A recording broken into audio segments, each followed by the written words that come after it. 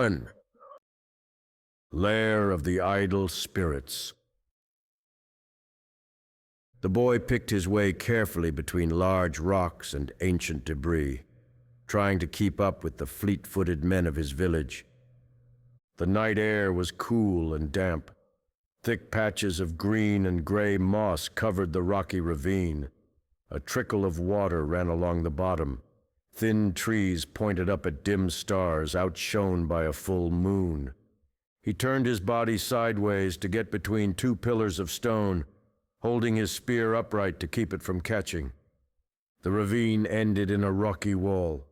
The men stopped and formed a circle. The boy's father waved him into the center of the circle. "My son," he said, "you have lived 12 winters. The time has come for you to leave behind the safety of the village and the ways of childhood, and learn and prove who you will be as a man." The boy's father turned and looked up at the rock face behind him. "Up there is the entrance to Suknudero, Lair of the Idle Spirits. Climb the rock, enter the cave, follow the tunnel. You will see us again on the other side. But while you are in Suknudero, you are on your own." The village chief, who was the boy's uncle, spoke next. "Leave your spear and your knife. Take nothing with you but the clothes on your body. May Great Spirit guide you." The other men in the circle, all of whom the boy had known his whole life, voiced their agreement. The boy set his spear on the ground, laid his small knife beside it.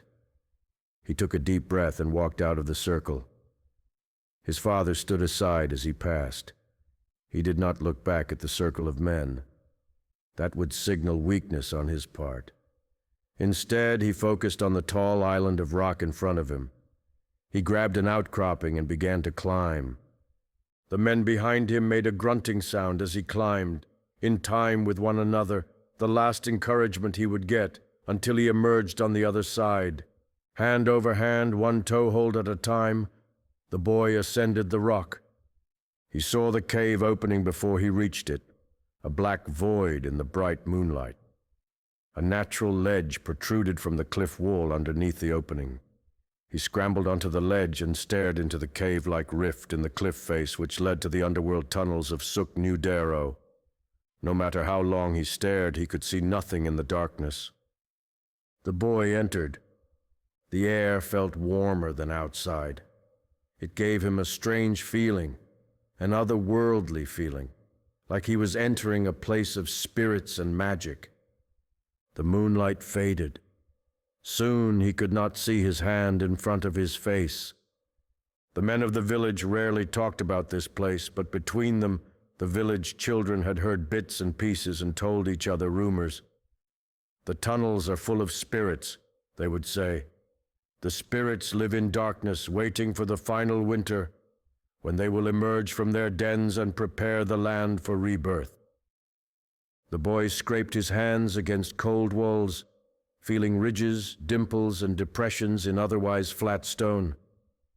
Arms fully outstretched, he could keep the palms of his hands against both walls. He felt something skitter over the back of his hand and jerked it away. Just a harmless lizard, he thought, or a bug. Nothing to be scared of. He kept going, saw light ahead, then entered a dimly lit cavern. Colorful drawings glowed like hot embers all over the room. Simple drawings that seemed to tell stories. In one drawing, many people gathered under a thing like a giant bird. Lines surrounded the bird, like flashes of lightning. Thunderbird, he guessed, from the stories his people told about the great and wild spirits of the world. In another drawing, people walked toward mountains. In the next, people were inside the mountains in caves. The last drawing was hard to make out. It had faded and was marked with symbols and dots and lines that held no meaning for the boy. The boy continued, leaving behind the cave of drawings.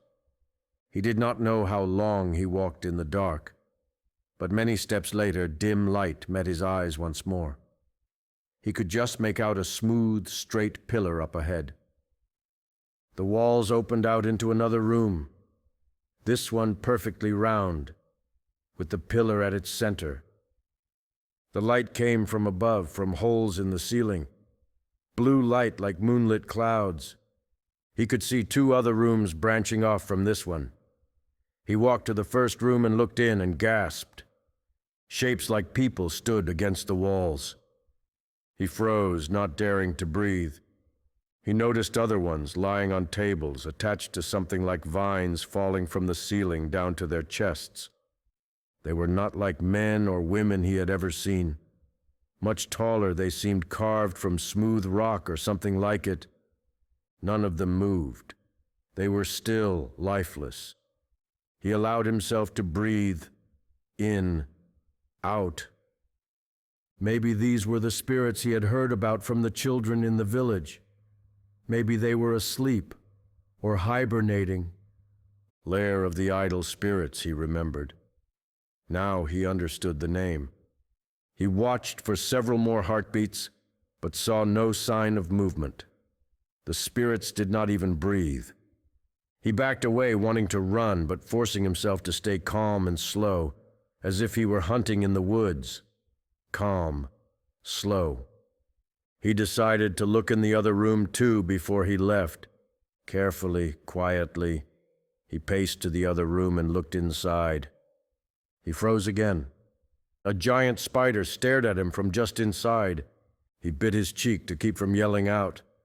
The spider did not move, just stared. The boy did not move either. The spider was 2 or even 3 times as tall as the boy. Its legs were not as thin and sleek as a small spider's legs, its body not as smooth. As he stared at the spider's strange body, he heard a sound and looked up.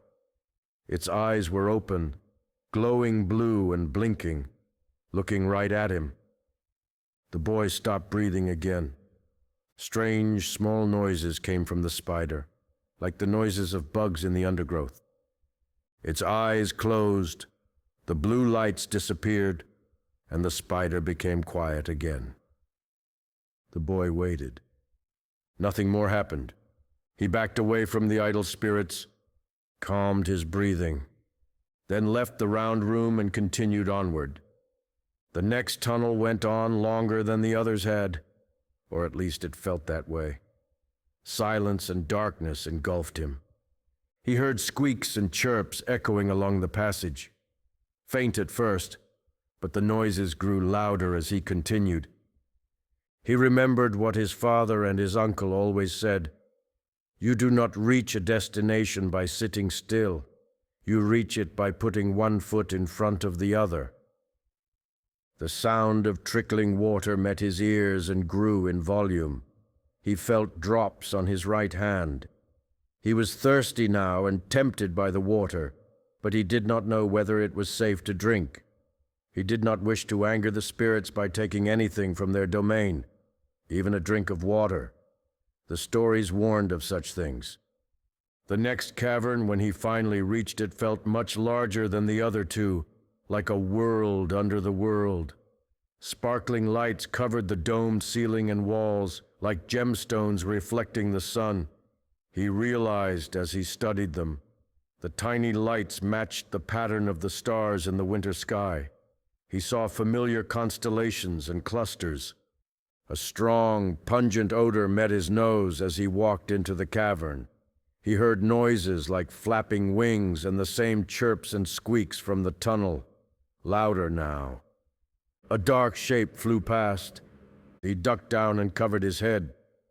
The floor descended into the cavern, barely lit by the lights in the cave ceiling.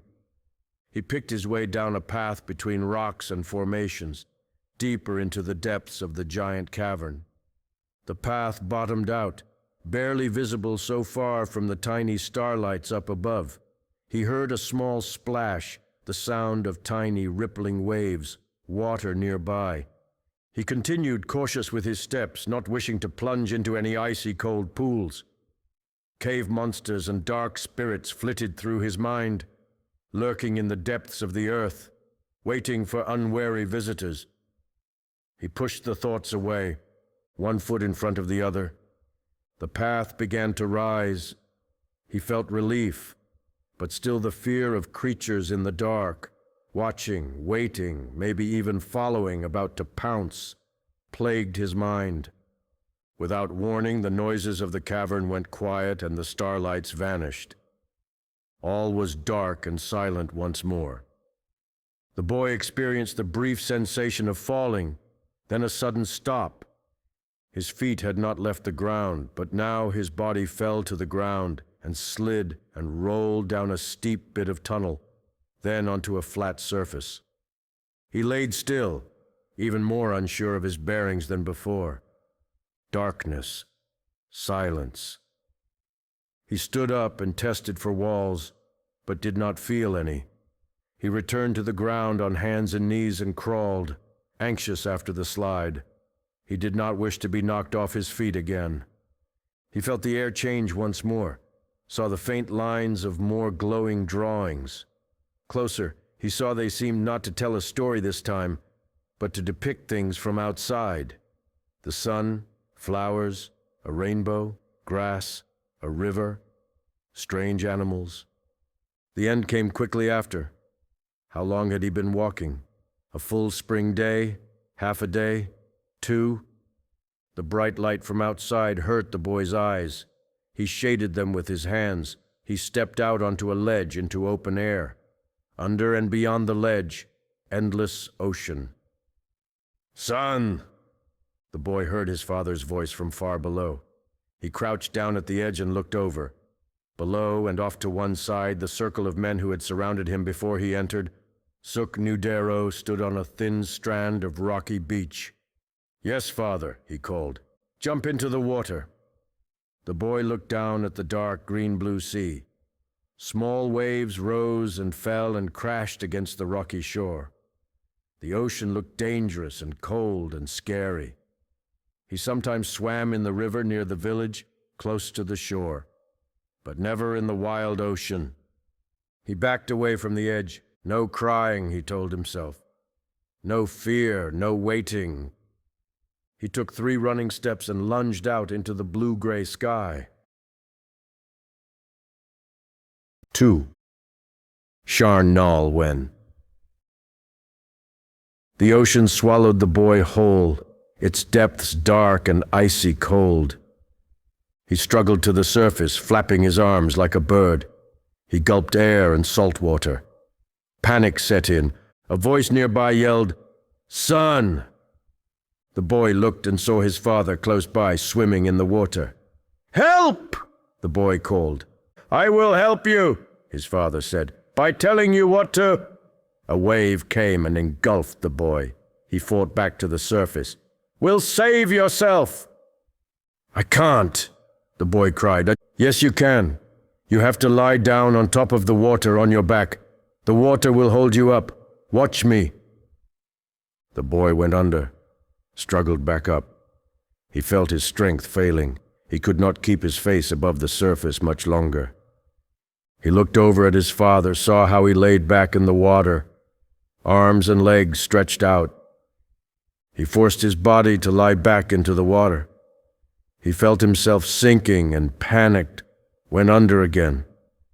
"I can't do this," he thought. He remembered it was all a test. Was he ready to become a man, join the hunt, have his voice count around the fire, protect the village? That's what his father and the others were here to find out. They had all been tested, had all passed. He laid himself as flat as he could manage, body rolling up and down with the current of the waves. He rose to the surface, face first, and gulped a deep breath of air. "Good," his father said, closer than before. "Very good. Stay just like that. The waves will try to cover your face with water or push you down or break your concentration. You must learn their ways, feel their movement." The boy felt himself pulled up and over a big wave. He focused on the sky. A splash of salty foam hit his face, went in his mouth and nose. He coughed and sputtered and lifted his arm to wipe his face with his hand. His body tilted and he sank again. He struggled back to the surface, more confident this time. He returned to his lying flat position. slowly and carefully wiped the salt water from his face.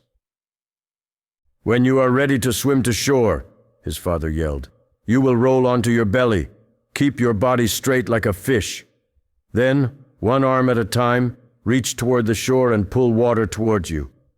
One arm pulls water past while the other arm reaches forward. Do you understand?" The boy nodded, unsure whether his father could even see his head. He took a few more breaths, letting his body relax. "If you grow tired," his father said, "you can return to your back again, until you get to where the waves fall near the rocks, then stand." The boy nodded again. He took a deep breath, rolled himself over, back to the sky, and reached out with one arm. He pulled water toward and past his body. He reached out with the other arm, did the same. His body rolled and turned in zigzags, but he felt himself moving forward, closer to shore. The ocean took turns pushing him closer, then pulling him back out again, playing with him, testing him.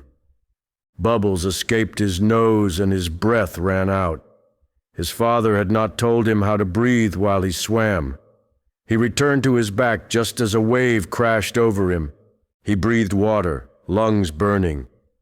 The wave passed, his body floated up. He felt air on his face and tried to inhale while coughing. His throat and nostrils burned, too.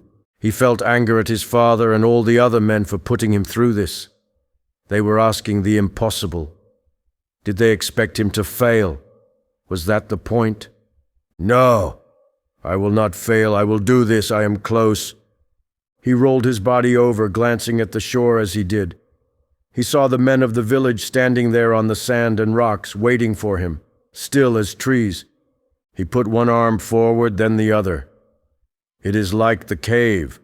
One foot in front of the other. Keep moving. Don't stay still." The crashing of the waves grew louder. He knew he was close. Desperate to bring this to an end, he put his feet down, but he did not feel anything. He sank. Again, struggled back to the surface. Again, floated on his back to regain his breath and his strength. Again. Then a wave grabbed the boy and pulled him under. He was helpless in its grip, pushed down and rolled over the rocky bottom. His lungs ached. The wave moved past, let him go. He reached his feet out, felt rocks, pushed up, out of the water, up to his chest, standing. He had made it to shore. The sound of thunder behind him was the only warning of another wave. He went under again, knocked over as if by a landslide. The palms of his hands slammed into and scraped against jagged rock. Something hit his shoulder and his knee, then his back. He popped up again, this time waist deep. He walked toward shore, feeling for flat places to step, checking behind him every few steps to make sure no wave snuck up and knocked him down again. The men of the village watched and waited. He looked over and saw his father dripping wet and walking toward him through the water, cold and breathing hard, with wet hair in his face and salt water streaming from his nose. The boy realized his triumph and grinned. His father came up beside him as they trudged through the water. He leaned in toward the boy and said in a low voice, "I will say this once and never again, and you are not to speak of it. Very few boys make it to shore on their own the first time. You did well." The boy saw something moving the other direction and looked. 2 men drug a canoe up from the water onto the shore. They were out there the whole time and he did not even know. When the boy stepped foot out of the water onto dry ground, the men broke out into whoops and cheers. They clapped him on the back and pulled him further up the rocky beach, under an overhang in the cliff wall where a driftwood bonfire burned. A whole Vinley roasted on a spit over the fire, and several large ocean fish dried on spears stuck in the sand. Gray-black smoke rose up the cliff face, swirled in the wind, and dispersed. The boy's mouth watered. He felt hungrier than he had ever felt in his life. The men reformed a circle around the boy. His father said, "You are now a man of the village. I am proud to call you my son." The boy's father stepped back, and his uncle, the chief, stepped forward. "Today you delved the depths of darkness and solitude and returned. You braved the spirits and the creatures that live under the earth and returned. You made friends with the wild ocean and its ways and returned. Today you have proved yourself." The men whooped and cheered. The boy tried to look serious, tried to keep the smile inside from showing on his face. "As a man of the village," the chief said, "do you agree to be bound to us, to hunt food and fight enemies with us, to be the shield at our back and the spear at our front?" The boy nodded. "Do not be afraid of your voice. You owe it to your tribe to let your voice be heard among us." "Yes," the boy said. The chief nodded. "Do you agree to be bound to women and children and elders, to protect and defend and help them, whether they ask you to or not?" "Yes," the boy said. "Do you agree to learn all you can of the ways of our people, and to teach those ways when the time comes?" "Yes." "And to learn the ways of the land beneath you, and the water around you, and the animals beside you, and the sky above you?" "Yes." "And do you also agree to learn from our neighbors and sometimes enemies, the Minkaera people, who we call Easterners, to live with them where they live and to learn their ways and their tongue, as a service to your people for whatever need the future brings?" The boy stared at his uncle, the chief. He did not know if he had heard correctly. Was he supposed to go live with the Minkaera, the people from across the sea whom his people had welcomed to these lands generations ago, but who had multiplied and spread like tiki torcho, becoming more and more dangerous with every passing season, spreading disease and taking land and making war? Everyone stood silent, waiting for his answer. "Yes," the boy said. "Good, good. Then I, Tiwekto, chief of our village, bestow upon you a new name this day. Before today you had a child's name. From today forward you will have a man's name. You will be called Sharn'nalwen, he who faces danger and returns again. And you, Sharn'nalwen, along with all the duties and cares belonging to the men of our tribe, will be a representative of our people to the Minkaera, and a representative of the Minkaera to our people." Sharn'nalwen liked his new name. He did not like the idea of leaving his people to go live among the enemy. 3. The Hunt. Sharn'nalwen raced through the forest on familiar trails past familiar trees, following animal tracks he registered but barely saw. They chased a herd of tree pack, tall, fast, and graceful foragers whose meat could feed the village for days and whose scaly skin provided material for moccasins, clothing, all kinds of useful things. He had entered the spirit state, no longer thinking at all, fully absorbed in the hunt, in the chase, body and mind and spirit acting in harmony, as one. And then he lost the track. Like waking from a dream, he continued on at full speed, but focused all his concentration now on finding the trail again. He heard his name, quiet yelled in a raspy voice, "Sharn!" He looked up and saw his cousin a few strides to his right, still on the animal's trail with the rest of the hunters. Sharn rejoined the group, lost himself again in the spirit state of the hunt. Dodging low branches, leaping roots and rocks, swerving around brush, and speeding through tall grasses, they ran. In the hunter's wake, birds cawed and flew from nests and branches. Small animals scurried out of bushes and up trees.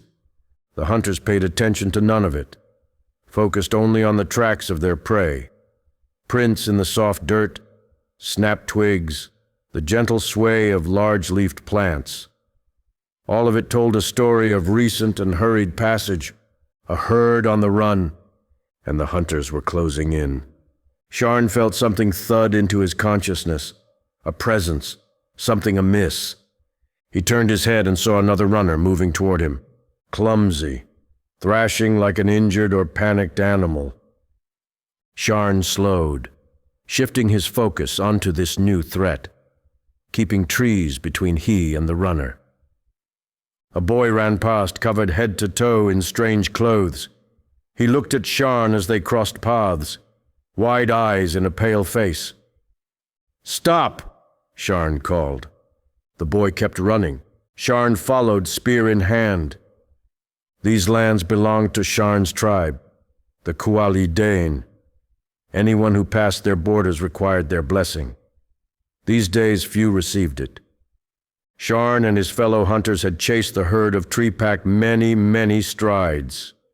Before that, the hunters had walked from their village for some time. Even so, Sharn knew he could run all day. That was how they ran down their prey, not with speed, with endurance. The boy realized he was being chased, looked over his shoulder. He tried to run faster, but the boy did not know the forest or the paths he ran, crashing through brush and almost tripping on several roots in a row. Sharn caught up to him, dropped his spear in the dirt, and tackled.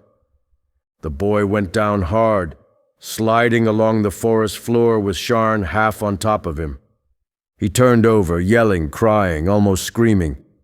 This surprised Sharn so much he backed away. The boy jumped on him, started punching. Sharn threw his arms up to protect his face, and the boy punched his stomach instead, knocking the wind out of him.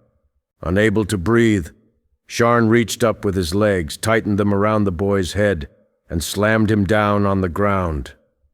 Sharn heard a strained wheeze from his own throat, which he could not control, then heard a long, low croak from the boy on the ground nearby. They had each knocked the wind out of the other.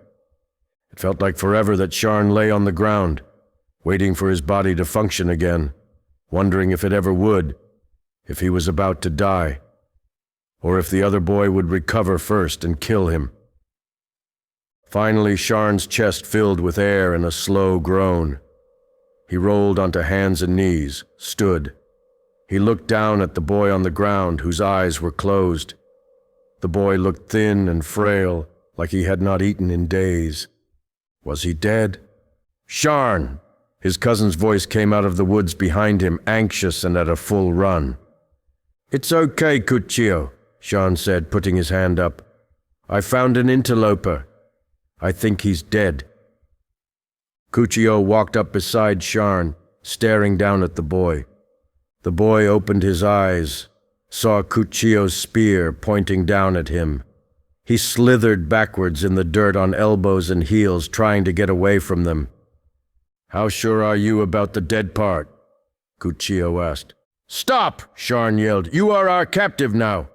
We will take you to see the elders. They will decide your fate." The boy stopped and looked at them, then stood slowly, hands up and palms out. "Good," Sharn said. He turned his head and searched the ground behind him. "What are you looking for?" Cuccio asked. "My spear." Sharn heard a strange noise and spun. Cuccio was staring at Sharn, wide-eyed and convulsing. The boy was on his cousin's other side, his hand on Cuccio's arm, fingers arranged to make some strange sign. The boy glared at Sharn for an instant, then ran away. Cuccio fell. Sharn cursed. He knelt beside his cousin, checked for breathing. Cuccio was alive, but still trembling. What happened?" "He did some kind of magic on you," Sharn said. "He is more dangerous than he looks." Sharn helped his cousin up, waited until Cuccio was able to stand on his own without shaking, then retrieved his spear. "We should rejoin the others," he said, even though he desperately wanted to chase after the strange boy and teach him a lesson. Cuccio nodded. They had been frustrated and humiliated. Even worse, their failure would bring a mix of disappointed sighs and outright mockery when they rejoined the others and explained what had happened. Sharn and Cuccio were both considered men now, but had been bested by an outsider their own age or even younger. But the outsider knew magic and they did not. Who is he? What strange tribe does he belong to? These questions ate at Sharn as they followed the tracks of their hunting party through the forest, Kuchio was first to notice the place where the hunt had ended. The tracks and imprints told the tale of thrown spears and 2 fallen tree pack. Already carrion birds and scavengers fought over the few unwanted remains, tossed aside by skilled butchers. "This would have taken some time," Sharn said. "We should catch up before the village." A little further along the trail, Kuchio held up his hand. "They split up here. The ones carrying the meat continued on, but some of the men went that way." "And look," Sharn said, "2 others went this way." He pointed at diverging tracks in the dirt. "Follow the food?"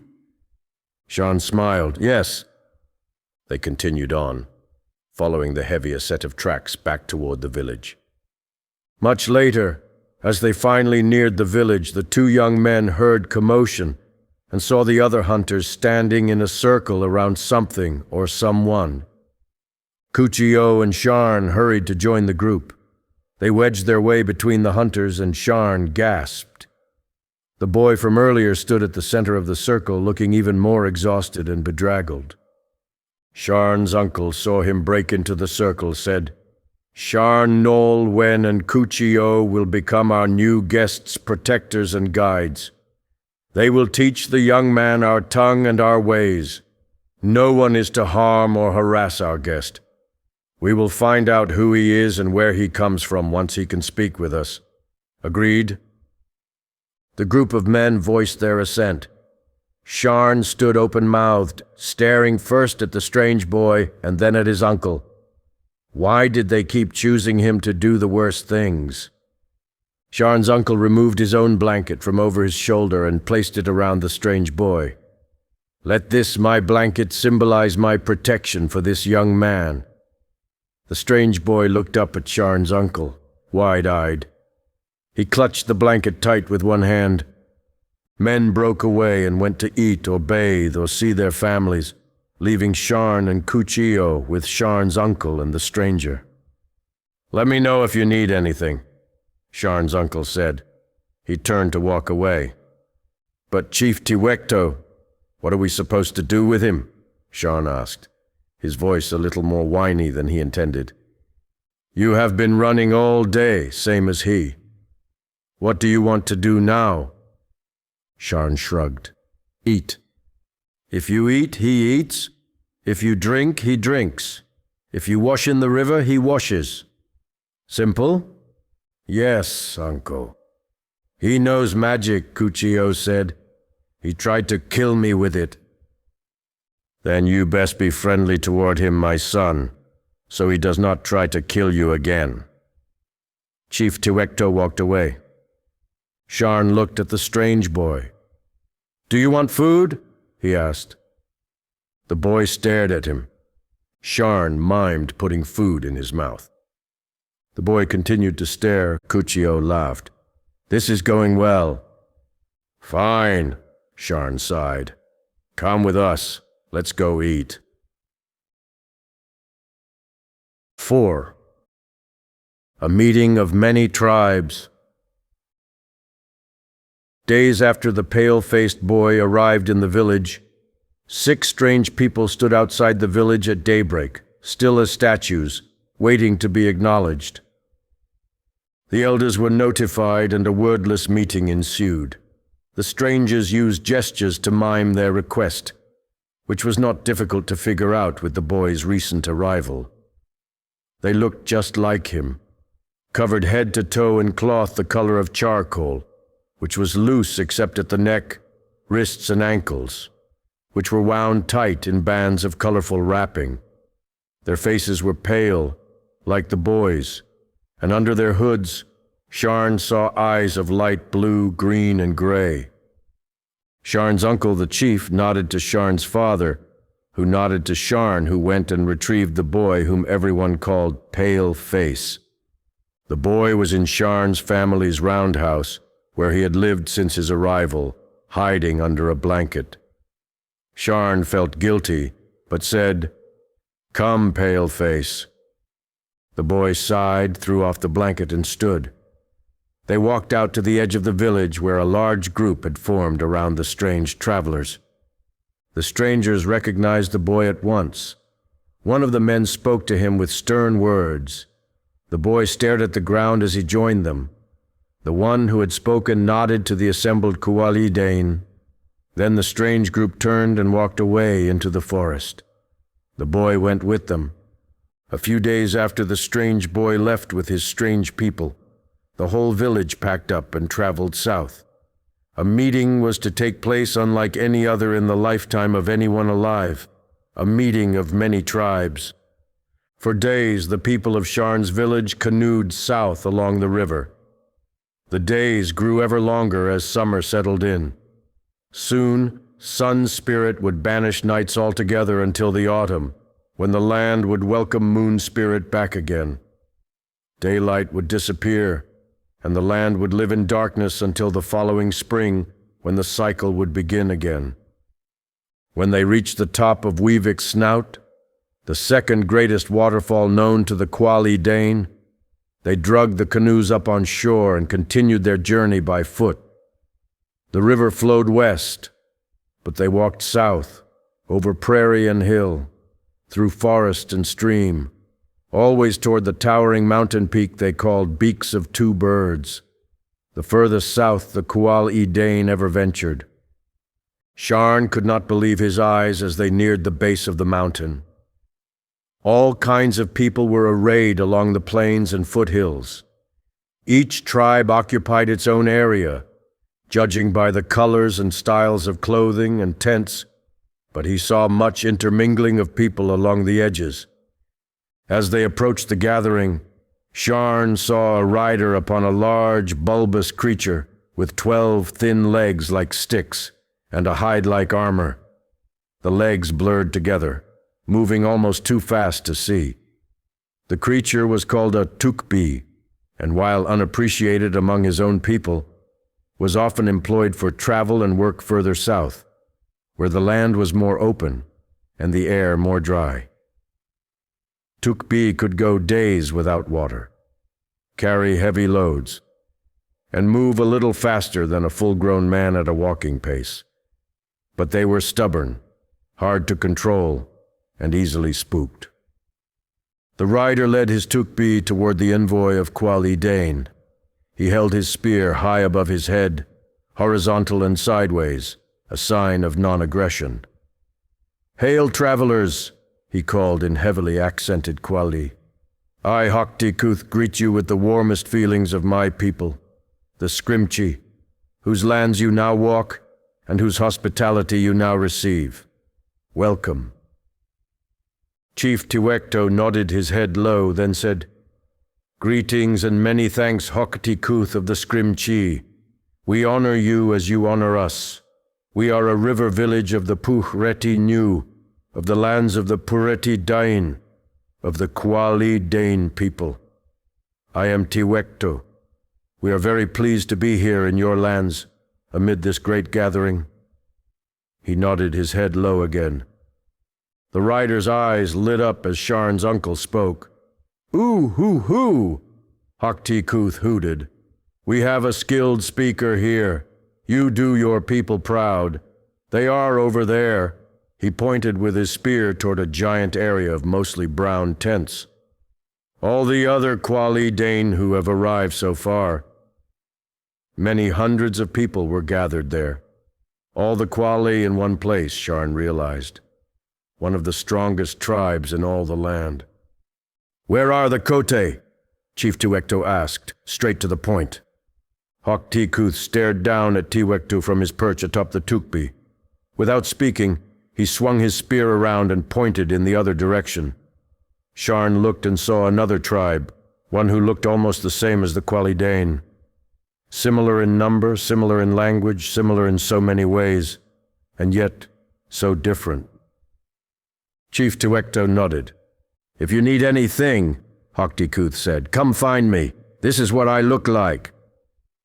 He gestured to himself with both hands. His hair was streaked with white powder, and his face was marked with white lines and dots. Sharn wondered if all the Scrimchi looked like that, or just this one. "Many thanks again," Chief Tiwekto said. "We will settle ourselves and greet the others of our tribe."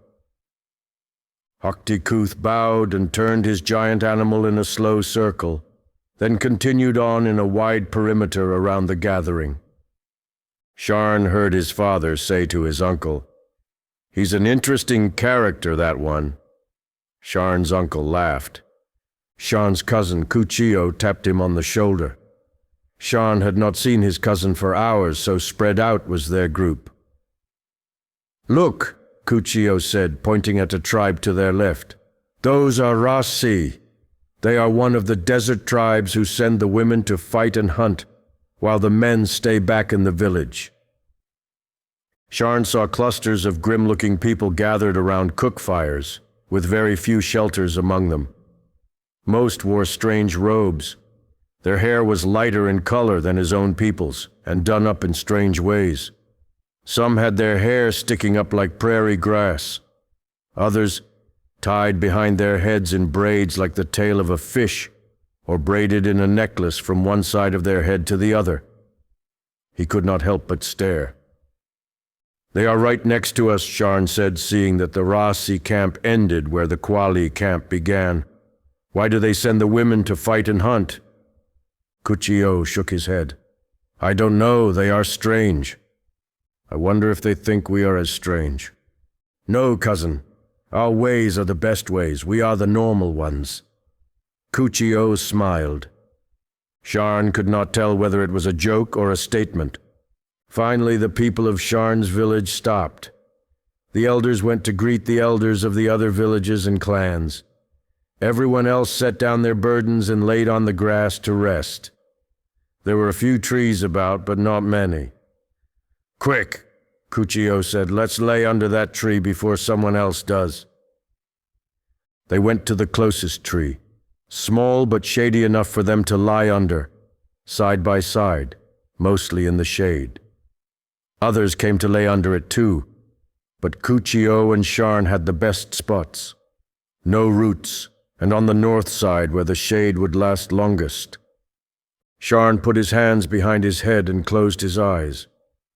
Nothing better after a day's long walk than a well-earned nap. He heard rustling in the branches above him and opened his eyes. He saw the sharp end of a spear pointed at his forehead. Every instinct in his body wanted to move or shout, but he knew better than to let his startle reflex take control. Beyond the spear point, he saw a pair of eyes, golden brown and wild, like the hair that haloed the face they belonged to. Sharn realized the person holding the spear was crouching on a branch of the tree above him. He had not even noticed them. The person in the tree smiled down at him, then soundlessly dropped from their perch, landing beside Sharn. It was a girl, or a woman, but only just. She appeared to be around the same age as he and Kuchio. She held her spear upright now, not pointed at Sharn any longer. Still smiling, she patted her chest, said, "Tenka." She nodded, then did it again. "Tenka." Kuchio bolted upright, said, "Who are you?" "It's okay," Sharn said. "I think her name is Tenka. I think she is Rasi." Tenka nodded. "Razi," then said something else Sharn could not understand. "What does she want?" his cousin asked. "I don't know," Sharn said, "but she about scared the living spirit out of me." She pointed at the Rasi camp and said more things they did not understand. Then she waved at them and walked away in the direction she had pointed. "I can't wait to go home," Kuchio said. "Too many people here and all of them strange." Sharn felt it too, but he also felt a thrill he had not felt before, the thrill of so many different kinds of people all in one place. He laid back down, smiling, and fell asleep. 5. Trouble. The evening brought a sultry dusk, full of bugs, without a breeze.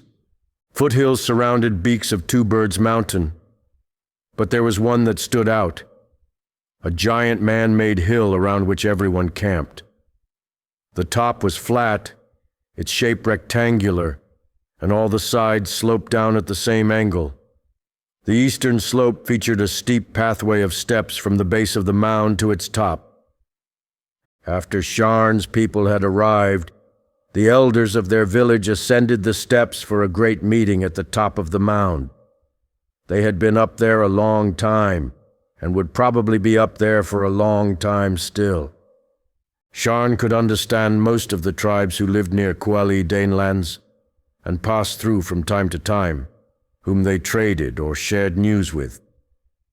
Even their greatest enemies, the Kotei, could mostly understand and be understood by the Kuali, but certain words and phrases between tribes differed and could lead to catastrophic misunderstandings. For important meetings, chiefs and elders always insisted on translators who were fluent in both languages. With this great gathering of so many tribes from so many places, most of the meeting would be spent translating greetings and questions and answers back and forth, around and around. It did not seem fun, but still Sharn wondered what they talked about up there. Bored, he and Kuchio decided to walk beyond their camp. He told his mother, who looked straight past him at Kuchio and said, "No trouble, you hear?" "What?" Kuchio said. "Why, look at me. What about Sharn?" Sharn's mother did not speak or even blink, just stared at Kuchio. Fine, okay," he said. "No trouble." "I can't believe everyone thinks I'm a troublemaker," he said on their way out of camp. "Really?" "Well, okay, I mean, yes, I do get into trouble sometimes, but come on. Everyone thinks you're perfect." "I mean, you know, I kind of am." "Ha! You're just scared, whereas I am brave and fearless and full of courage. Those all mean the same thing, and I'm not scared. I'm just wiser than you. I don't do things that get me into trouble because I know which things will get me into trouble and I don't do them." "Well, just for once, I'd love to see you do something brave and foolish and make some trouble." "Keep hoping," Sharn said. Something ran at them in the near darkness. They both froze and reached for their knives. The running thing stopped a spear's throw away, then made a noise like a person humming to themselves. They walked on, a bit more cautious now. "It's her again," Kuchio said, "the Rasi girl." "Tenka," Sharn remembered. The humming stopped when he said her name. "What do you want?" Kuchio asked. "You know she does not understand," Sharn said. "Why even ask?" She stared at them as they walked past, then fell in line beside them. "Oh no," Kuchio said. "She's just going to follow us around all night. What is wrong with these people?" "Shh," Sharn said. "Some of them might understand you." "I very much doubt it." First, they walked among the Kuali Dane camps. Sharn and Kuchio recognized some people from other villages and greeted them, but did not talk long because Tenka kept following them, and they did not want to answer questions about why they brought a foreigner in among their camps.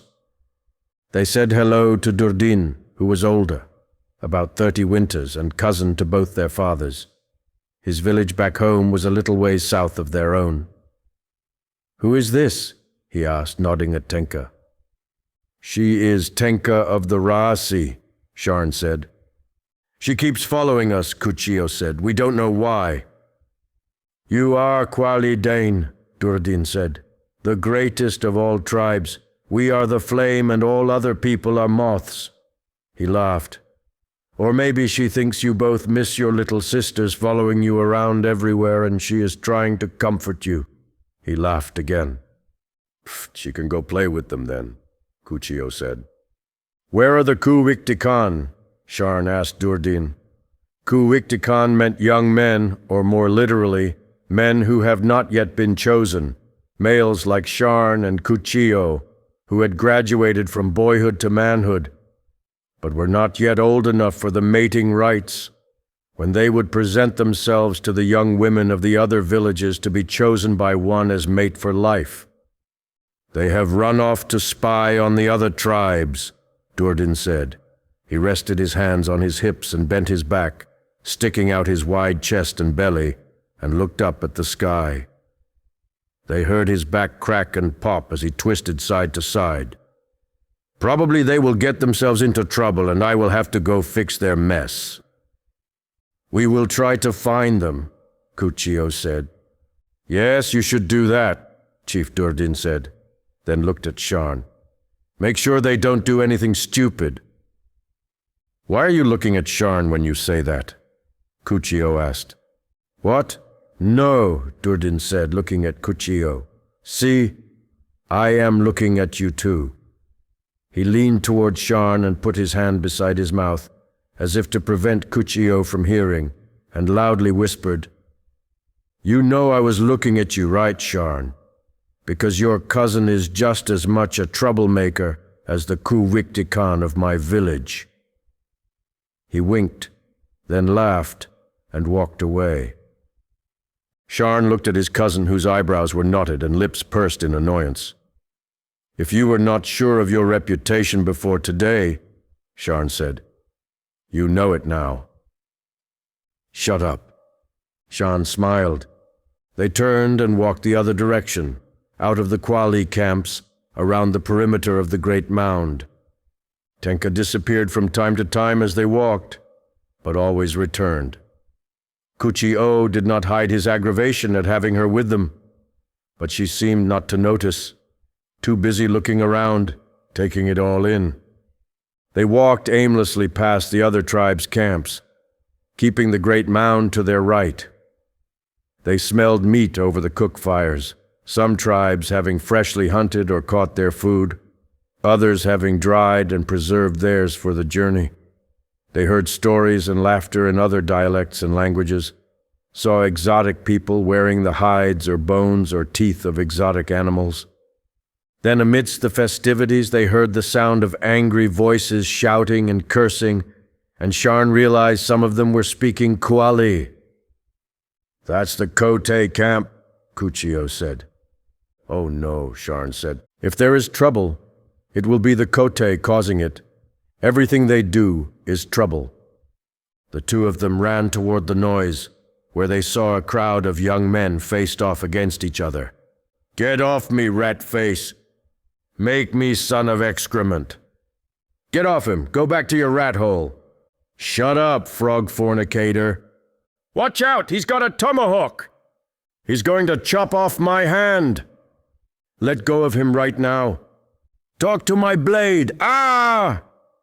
There was a horrible scream as Sharn saw a young Quali man fall backward out of the crowd with a spear through his belly.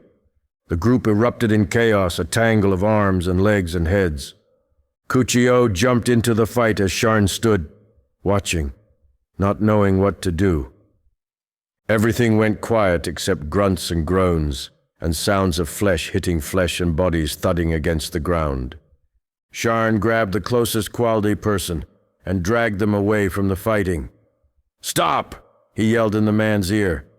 Calm down! The young Quali man looked at him, yelled, Traitor! Broke free, and ran back into the fight.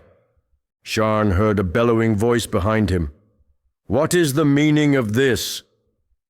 He turned and saw Durdin marching toward the group, brandishing his massive war club. Durdin ran past Sharn, holding his club down toward the ground. The big man began swinging as he entered the fray, using the flat and mostly non-lethal side of the club. Kote and Quali fighters rolled and stumbled out of the circle, whacked away like rodents. Durdin stood at the center of the mob, turning slowly around, daring anyone to come near. The young men stayed back, holding bruised limbs and bleeding faces. 3 lay half dead on the ground, 2 Kote bleeding from knife wounds, and the young Quali man with the spear in his gut, crying and groaning in agony. Sharn knew the speared man. His name was Kjerntein. He was from Durdin's own village, and like all of them, barely older than a boy. Durdin bent down and rolled the young man over. He stepped on the spear shaft with one foot and pulled on the spear with both hands. The spear broke with a loud crack. K'rntayen tried but failed to hold back screams as Dúrdin threw the shaft to the ground and then lifted the young man to his feet. Sharn ran to help, but Dúrdin glared at him and said, "You've done enough. I've got him." Dúrdin looked around at the mob of young Quali and Kotay and said, "The wisest of our people are up there on that mound trying to make peace between our two tribes. And here you lot are, killing each other for no good damn reason. May Great Spirit forgive your stupidity, because I will not. Return to your camps, all of you." He saw Cuchio, holding his bleeding nose. "Cuchio, help me with K'rntayen." Sharn watched as Dúrdin and Cuchio half-carried and half-dragged K'rntayen away. "Seen wounds like it," a voice beside Sharn said. "Die tonight or tomorrow, next week maybe." "Tenka," Sharn said. "You can speak our tongue?" "Course, same us, little different, most same." "Is it true what they say? In your tribe, the women hunt and fight and the men stay back in the village?" Tenka pulled a long knife from a sheath at her back, belted around her waist. She held it up sideways in front of him. "This look toy?" Sharn raised his eyebrows. "Right," he said. "I guess that answers my question." He looked around, suddenly realizing all the Quali had left with Dúrdin, and now he was standing on the edge of the Kotay camp with a wild Rasi girl holding her knife in the air. "Let's go back." 6. Krii. Sharn took his time getting back to camp. Tenka followed in silence. When they passed her tribe's camp, she said, "Goodbye," and disappeared into the darkness. He arrived at his village's cook fire, tired and hungry. Cuchio showed up a moment later as Sharn lifted the lid of a pot to look inside.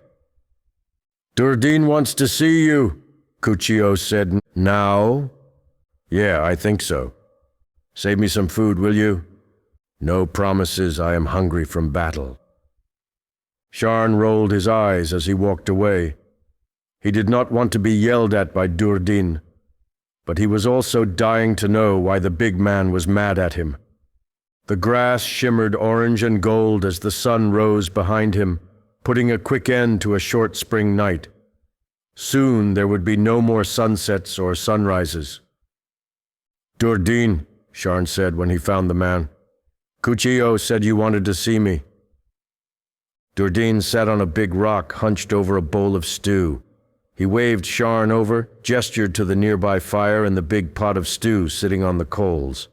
Another pot contained warm corn cakes. Sharn did not need further invitation. He scooped out a bowl full of Vinli stew and a block of corn cake, and sat on the ground near Dúrdin. After a few minutes of silence, Dúrdin said, "Why were you just standing there while your people fought?" Sharn felt his face grow hot. "I didn't know what to do. I didn't know how to stop it. I tried pulling Likuyo away, but he broke free and went back to fighting." "You didn't think you should join and fight with your brothers?"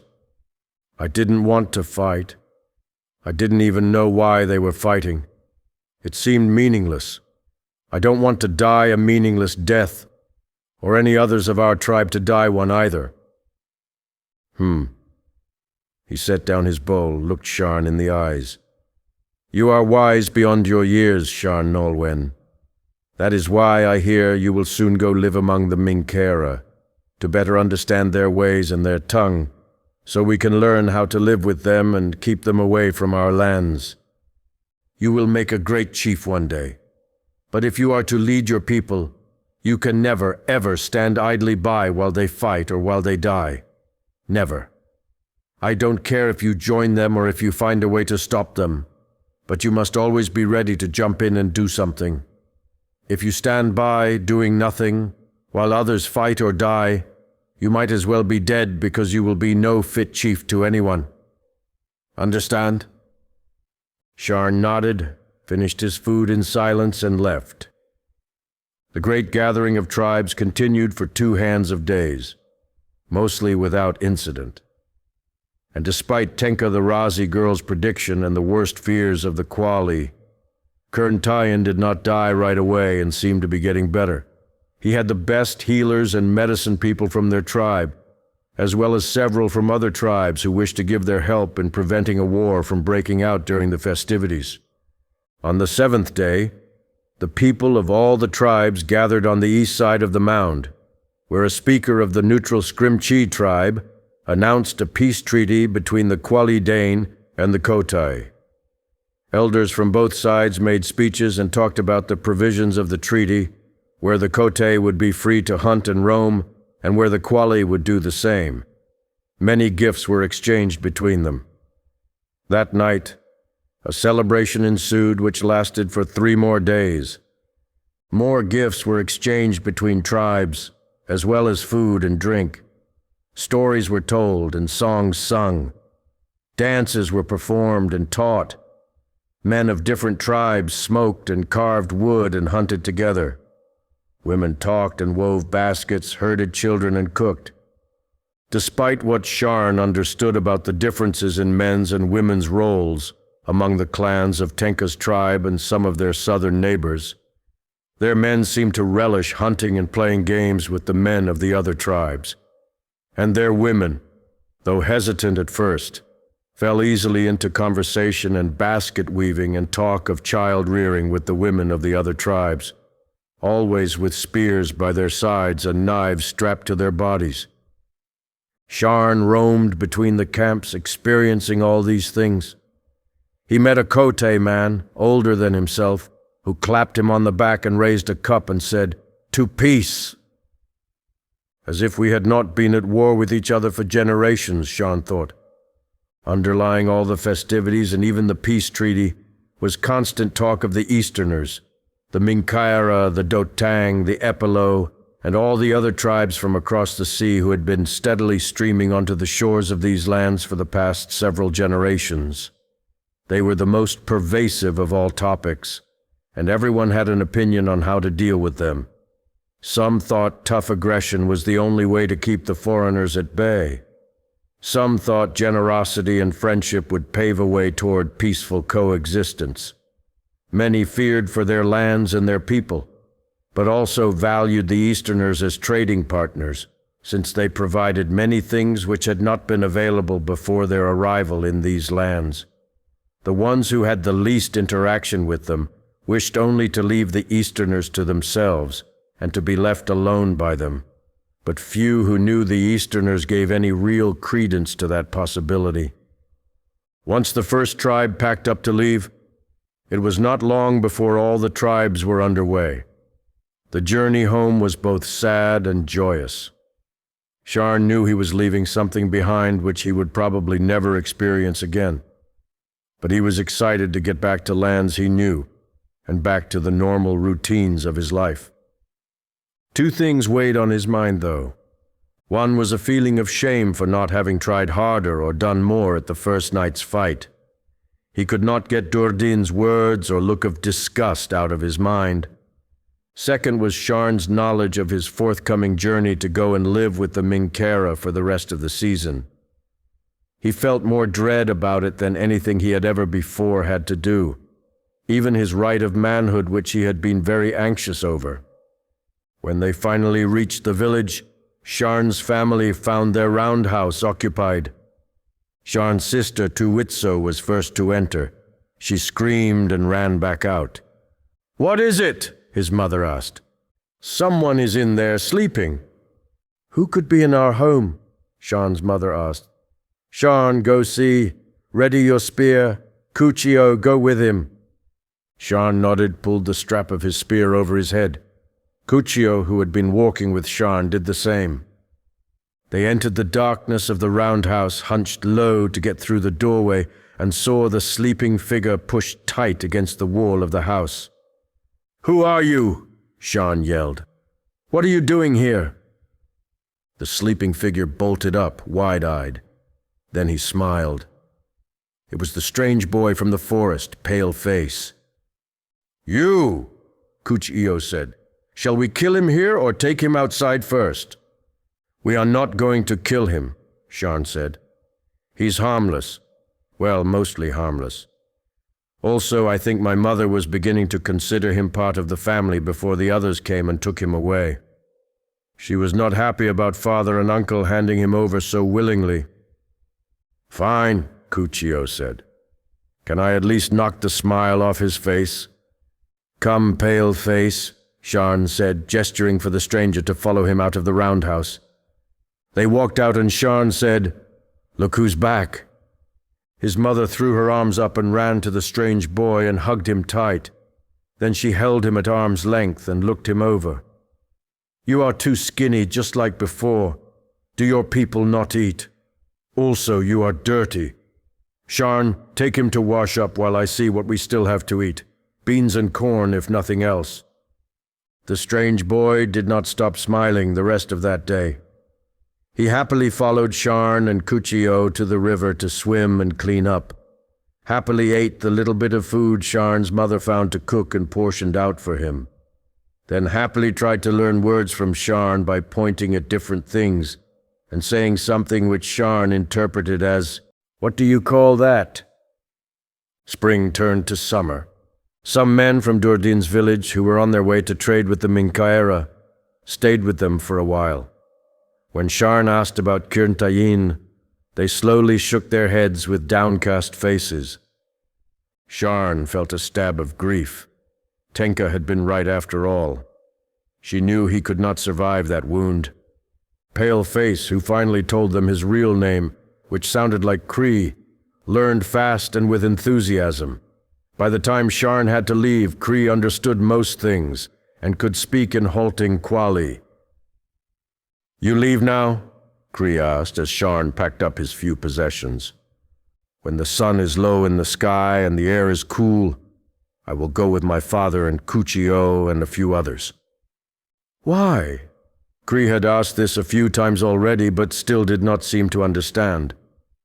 "The Minkaera build settlements on our land, give us poor trades, and do not share anything they have with us except their sicknesses. They treat us badly, but we cannot fight them because they are too many and more come from across the ocean." Sharn saw confusion on Krii's face. "The big water," he added. "So my father and the tribe want me to go live in Town, among the Minkaera there, to learn their language and become friends with them." "Like me, here," Krii said. Yeah, I guess it will be similar. You are learning our language and becoming friends with us, but you are Linendrali, so there is no hope of our two peoples making trades or becoming friends." When Krii had learned enough words in Kuali, the village was finally able to understand where he came from, but at first they did not believe him. His people, the Linendrali, were a myth, told to scare children into behaving themselves. Most people did not think they were real, or if they were, only as spirits, not flesh and blood men and women. Legends told of a mysterious and reclusive group who lived underground, inside one of the mountains on the east coast. They possessed great magic and could do wondrous things, but since they never ventured out of their mountain home, their existence or non-existence made no difference to the Quali Dane or any other surface-dwelling tribe, except in stories. Yet now they had one of these mythical spirits living amongst them, and it was real. It ate and drank and performed all the other bodily functions of a real person, which meant the legends might be true after all. "When you back?" Krii asked. "After the sun leaves the sky and takes its first rest at the end of summer." Krii seemed to know nothing of seasons or the sun or moon or stars or clouds or rain or any of it. He always kept his hood up and often shaded his eyes, even when the sun was hidden by cloud. He preferred to sleep during the brightest part of the day and be awake when light was dimmest. "It will not be too long," Sharn said. That evening, when the sun was low in the sky and the air was cool, Sharn said goodbye to his mother and his siblings and Krii and all the rest of the village who was not going with him. As they walked away, Sharn's father, Narateak, looked at him and said, The story of your life will have many parts. Today, one part of the story ends and another begins. Do not worry. It will be a good story. 7. Settlers. It had been 13 winters since the meeting of many tribes, and many things had changed for the Rasi, mostly for the worse. Tenka clawed her way up the dry, rocky edge of a ravine. That was close, she thought. The broken remains of another warrior lay sprawled across the rocks at the bottom, near a shallow stream. She pulled herself over the lip of the ravine and rolled onto her back. The enemy had been a worthy one. She had fought and died honorably, but she had been too predictable, too careless. Tenka had not been in a battle since before her childbearing years. When her time had come to stay at the village and have children, she had only gone on small hunts, close to the village. No battles. Now, 5 summers had gone by and her youngest child had stopped nursing. Her people said a mother's first battle was her greatest test. They had knocked spears and traded cuts, Tenka and the enemy woman. All the while Tenka corralling the woman closer and closer to the edge of the ravine. When the other woman had given up enough ground, Tenka planted her spear and pushed her full weight, feet first, into her enemy. The other woman kept her spear up and sliced a ragged line across Tenka's shoulder. They had both gone over the edge, but the other woman had flown, while Tenka had merely dropped, skidding down on her back until she could stop herself against a rock. Tenka stood and retrieved her spear. She massaged her shoulder and stiffened at the pain. She exhaled slowly and looked down at the wound, more serious than she thought. One of the others would bandage her later. Tenka's fellow warriors waved her up to the top of the bluff, where the fighting had begun. The raiding band had been foolish to attack them there, counting on greater numbers to overcome the downhill advantage. Trying to kill someone standing above you while running uphill? She thought. Foolishness. Even the hairy devil men know that much. Desperation makes people stupid. She joined the other 12 women, all of them alive and mostly whole. Ji looked to be the worst off, bleeding from a deep gash in her thigh. The 2 of them bore the most serious wounds. All dead or run off, said one of the other women. We took a few things, not much of value. They are a dying tribe. Keten Tenka, said one of the women, addressing Tenka by her full name. The woman was called Yaraea, the oldest in the circle. She had seen 30 summers and was a grandmother now. She would not go out with the hunting packs much longer, maybe a few more seasons. But she was not ready to stay at camp with the men, children, and old women just yet. Until that time, she would continue as chief of the hunt. Can you run? Tenka nodded. Wounded shoulder or no, she could run all day. Dare Ji? Asked Uriah. Ji, face full of anger, shook her head. Darji was still young, 20 summers. She had been unable to become pregnant as yet, and worked all the harder to prove herself as a hunter-warrior. She would no doubt complain, despising any appearance of weakness. I will stay with Ji, Tenka said. We are close enough, we can walk home without fear. The rest of you go. May the rewards of the hunt be great. Uriah nodded. A couple of the women made sympathetic or annoyed sounds. The breaking of a hunting party was inauspicious. Uriah had little concern for such things, though, and took off at a run, whooping. The others followed, 11 hunters racing over the barren wilderness of the Keptajara. Tenka looked at Ji. If the 2 women stayed at the top of the bluff, they would see the dust cloud made by their fellow hunters for some time. Bad luck to go on without all 13, said Darji. Tenka nodded. But worse luck to drag along 2 cripples. Come, let's go upstream and wash our wounds. Together they made their way down the bluff and north along the edge of the ravine, Tenka using her good arm to support G's weight. Nearing a place where the ravine shallowed, making the stream easier to reach, the two women stopped. What in deep hell? Tenka could not believe her eyes. On the far side of the stream, further on, an Easterling settlement had grown along the bank and up the gently sloping hillside above it. "Do we continue?" G asked. Tenka nodded, but she felt only half sure. The settlement looked large enough to support a full score of people, though she saw no one. G and Tenka would not be much match in their current state if a group of Easterlings appeared with bows and arrows. The two women eased their way down to the close edge of the stream.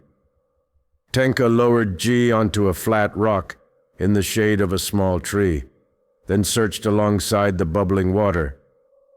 She found a small chushi plant, snapped off some of its leaves, stuffed them into her mouth and chewed. She filled her cupped hands with water from the stream, went back to G, and poured the cold water over the bloody gash. Tenka rinsed the wound a few more times to clean off the blood and dirt, then took the wet wad of leaves from her mouth and pushed it onto the gash. G winced. "Hold your hand over it," Tenka said, "tight, like this." G winced again. Yes, okay." Tenka climbed partway up the slope and cut a thick stalk from a spotted green cacti. She returned to G and gestured for her to remove the wet leaves. Ignoring G's gasp, Tenka brushed the broken end of the green stalk against the wound, trailing a layer of thick sap over the gash. She squeezed more sap from the cacti stalk onto the wad of chewed leaves, then replaced the green, soggy mass on the injury. Tenka pulled the leather legging off her right leg. G opened her mouth to protest. Bare legs brought dishonor to both the owner of the legs and the village. Tenka valued life over honor, but G was young and vain. She would have bled to death rather than bare her own leg. Tenka shushed G and wrapped the legging twice around G's upper leg before tucking it tight. "Thank you," Derji muttered. Tenka nodded. G then treated Tenka's wounded shoulder in the same way, using her own leather sleeve to bind the dressing onto the shoulder. G would look a little childish with her arm bare. It was true, but there was no dishonor in it. All the same, Tenka saw the nobility of the sacrifice and thanked G for it. A woman screamed. On the other side of the stream, not a spear's throw away, a pack of little children stood gawking at the two warriors. Behind them, running from the settlement, the screaming woman made the kind of noise you would expect from a person being eaten alive by a wild animal. Tenka grabbed G by the arm and pulled her up the embankment, away from the stream. Behind them, the woman continued to scream.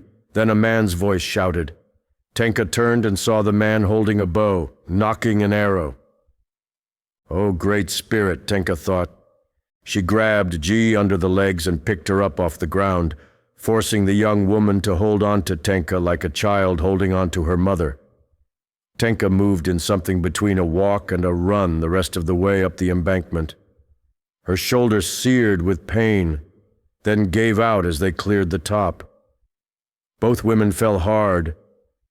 Tenka heard the arrow flit past. She rolled onto her stomach and saw the man run across the stream, calf deep in water, pulling another arrow from a quiver on his belt. The screaming woman scurried the children back toward the settlement. These women, Tenka thought, these daughters of the East, had they not borne their own children? If they could cross that desert of blood and pain and in the end hold a child in their arms, the fruit of their own body, why did they appear so weak afterward?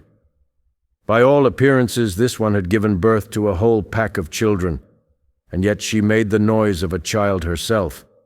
She did not even carry a weapon. G lay on the ground panting, eyes closed. She had fallen on her injured side, then rolled onto her back, trapping her spear between body and ground. Tenka looked back at the stream. The man sloshed across the water, coming dangerously close with that Easterling bow. Tenka pulled the strap of her spear up and over her head. She grabbed the atlatl from her belt, stood, hooked the atlatl into the hollowed-out socket on the back end of the spear shaft, pulled her arm back, and flung it forward. The spear shaft flexed and thrummed as it glided. The man knocking the next arrow did not even see the spear. The sharp metal point drove into his soft belly, followed by a full third of the shaft, thrusting the man back and pinning him to the ground. The string of his bow thwopped as he fell, and the arrow flew sideways into the sky. Tenka shook her head. She looked over at the settlement, but saw no sign of the woman or her children. At least they did not see, she thought. She walked down to the man, knife in hand. He lay muttering his foreign language, tears welling in his eyes. Even the men of these people could not find the strength to die honorably. Tenka looked into those scared, stupid eyes. She held her knife up. He closed his eyes and made more noises, tears now streaming down his face. She reached down and pulled his eye open. She showed him the knife, then beat her hand on his chest twice, over his heart. Then she tapped his temple twice. Then she crossed her finger across his throat. She waited for his answer. He shook his head back and forth, moaning and crying. The man did not seem brave to her, with all his noise and tears, but Tenka did not wish to rob him of his dying choice. Maybe these people had their own way of dying honorably, choosing slow and agonizing pain over a quick end to make up for any lack of courage or honor in life. She had heard of such things in the old stories. Tenka placed her knife back in her belt. She grabbed her spear with her right hand, put her foot on his chest, and pulled with all her strength. It took 3 pulls before the barbed spear ripped free, each pull bringing screams of agony from the man. She found a strange kind of admiration for him, choosing to feel the excruciating pain of the spearhead pulled out and in and out of his gut, rather than having his enemy give him an easy death. Maybe she had misjudged him. Tenka wiped her spear across a clean section of the man's shirt and looked him over to see if he had anything worth taking. He wore a kind of fabric leggings that were sewn to his breechcloth in the Easterling fashion. His shirt was ruined, but the shoes were good, and his leggings could replace hers as a binding for G's wound. She stripped off the shoes and leggings, and also took the man's bow and arrows. They could be added to the collection in her village. He had a large knife tucked into the belt of his breechcloth leggings. She thought about taking the knife as well, but instead she dropped it on the dirt next to him. Maybe he would change his mind when he had suffered long enough. She walked back to Dyerji. The young woman stood now, eyes closed and teeth clenched, using her spear to take the weight off her bad leg. Tenka slid her good arm under G's armpit and around her back. G put her weight on Tenka, and both women reslung their spears over their shoulders. They walked on. During the heat of the south sun, the 2 women camped by another stream, which would lead them to the looms, the river which would lead them home. Under a stand of giant leafed sun palms, they ate smoked meat and scrub fruit, and drank water mixed with crushed chumskaya. They washed and redressed their wounds, then took turns sleeping in the shade under a cloudless and scorching sun. 8. Friend of the Minkaera. Shan found and followed a Vinley trail north, weaving through the trees. The 6-legged, 16-eyed mountain-climbing animals used their big antlers and endless appetites to clear trails all through the highland forests and along the cliffs. Eventually, the trail branched and went east again until the forest gave way to yellowy-orange grasses, which ended at a sheer vertical drop. Sharn set his things down and stood at the eastern edge of his world. A damp wind whipped his clothes and hair. He shielded his eyes against a bright overcast sky and scanned the horizon. The wild gray Marnik Ocean stretched out before him, across which the Minkaera people and all the other tribes of the east came on their great wooden ships. 13 years before, and not so far from this very spot, Sharn had jumped into that ocean to prove himself ready to become a man. On that day, he had learned of his fate to go and live among the Minkaera. Now he moved between both peoples. Now he had a little boy of his own. One day, Sharn's son would look out over the immense ocean and try and comprehend the largeness of it. His son would look north at curving cliffs and towering mountain peaks, knowing that great rivers entered the sea beyond his vision. There, in the northern wilds, stories told of snow falling even in the lowlands. His son would turn south and look out over vast stretches of pebble beaches and open plains.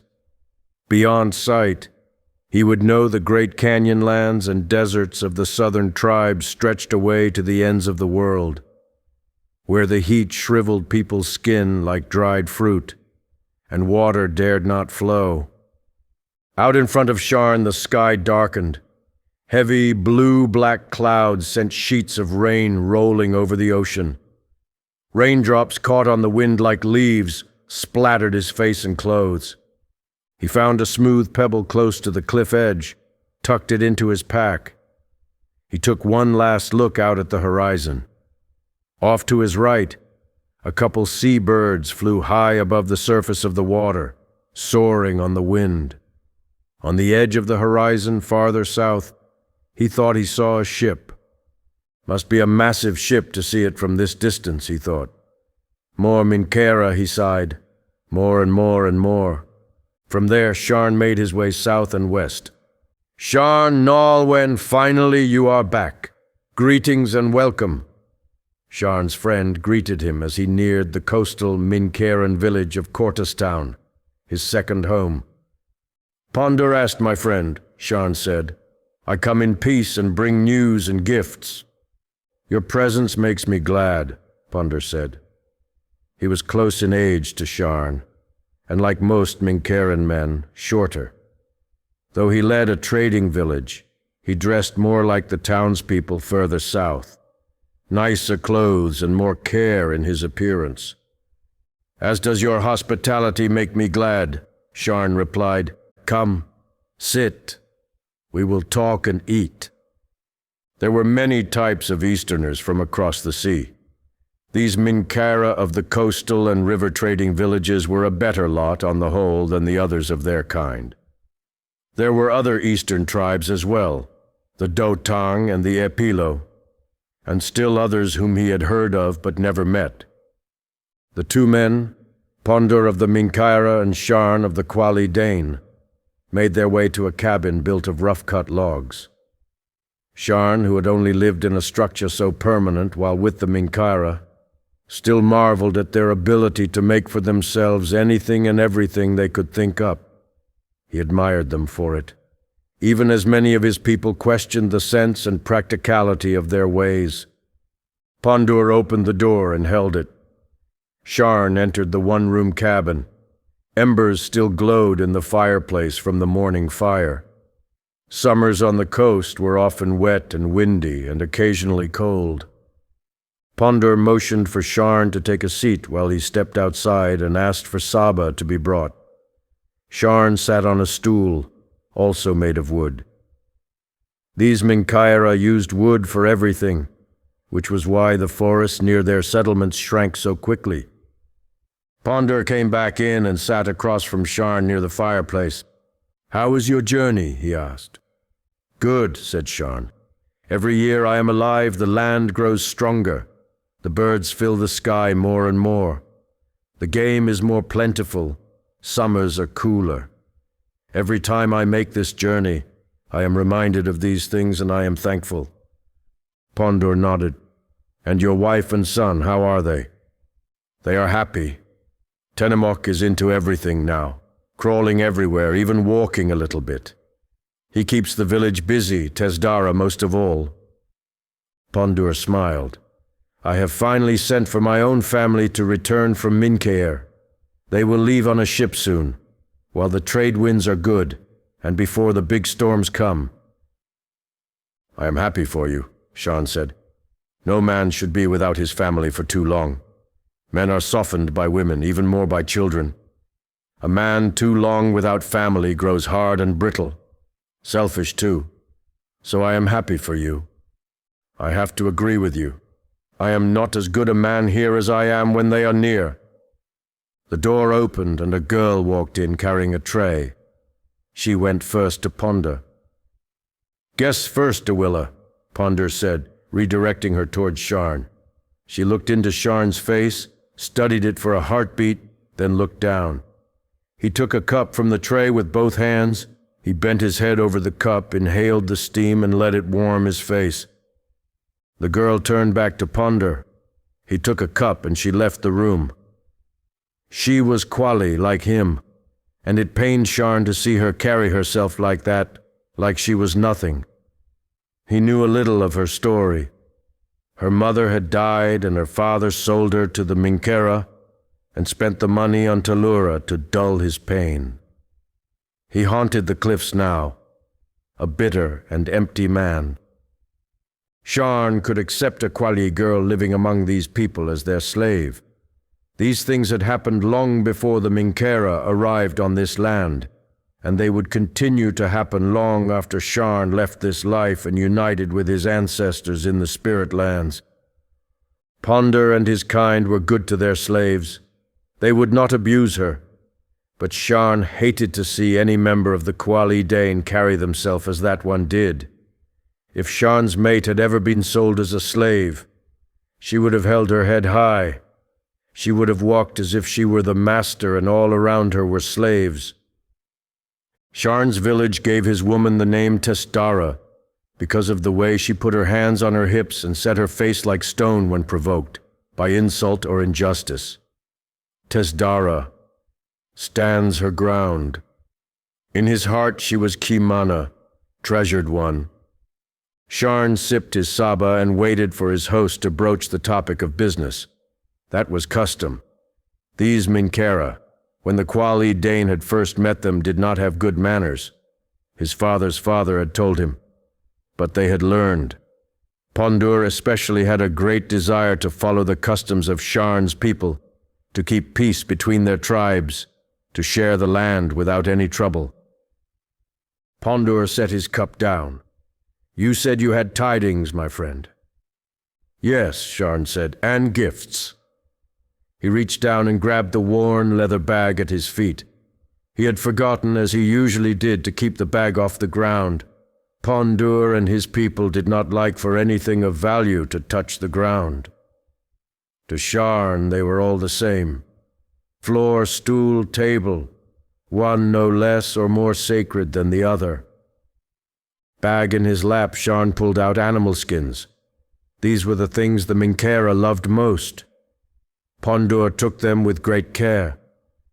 These are very nice, said Pondur, holding them up for inspection. Very nice indeed, Pondur stood.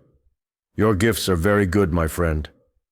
He walked over to a table, laid the skins down, and picked up a wooden box. He placed the box into Sharn's hands. Gifts for you. Sharn nodded and opened the box. Pondur sat back down on his stool, drank more of his saba. The box contained bundles wrapped in soft cloth. Sharn's people loved Minkaeran cloth.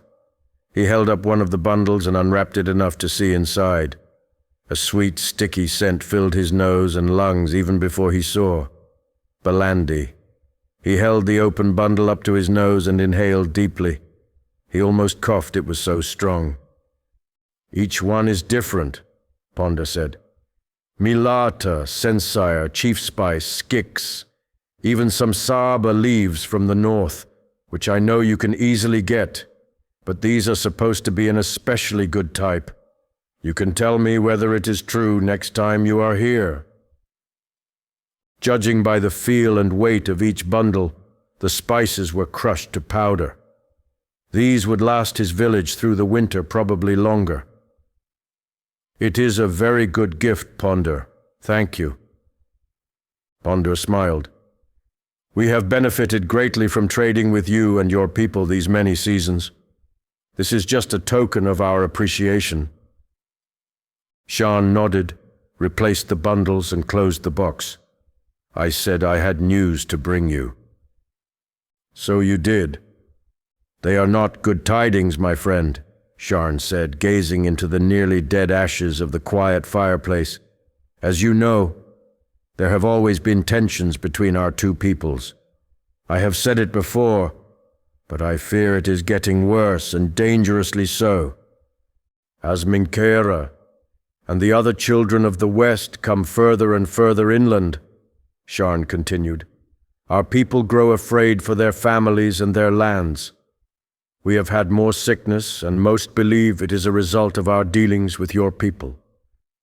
And I'm sure you know there have been more instances of Minkaera and others committing violence against us, trying to push us off our lands or take our children for slaves.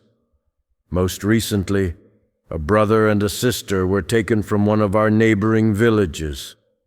I tell them each time this happens that we cannot judge all Minkaera by the acts of a few, but it is harder and harder to keep convincing them." A pained expression crossed Pondur's face. "If things persist in this way," Sharn continued, "I am afraid the Quali Dane may be roused to anger. All of them. This is a thing that does not happen. Not in my lifetime or my father's. I do not know what would become of you or the rest of your people if it goes that far." Pondur sighed a long, loud sigh and stared at the floor.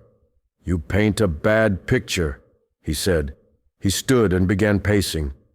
"I do not know what to do, Sharn. These people do not listen to me. I'm just a governor of a small trading village. I can keep these men here and their families from interfering with you, but the ones to the south and the ones inland." He let the words hang and fall like dead tree needles. "What would you ask of me, Sharn?" "What if we met with the other leaders of the nearby towns and settlements?" Sharn asked. "You, me, the elders of mine and other Quali villages. Could we not convince them to make laws against forcibly taking our lands and our children, against harming us just as you have laws against harming each other, so we can continue to live peaceably together on these lands which are surely big enough for all of us?" Pondur paced a few minutes longer. Too often these people spoke just to fill the air with noise. Sometimes it seemed they hated silence. Pondur showed his wisdom by giving this matter the time it deserved.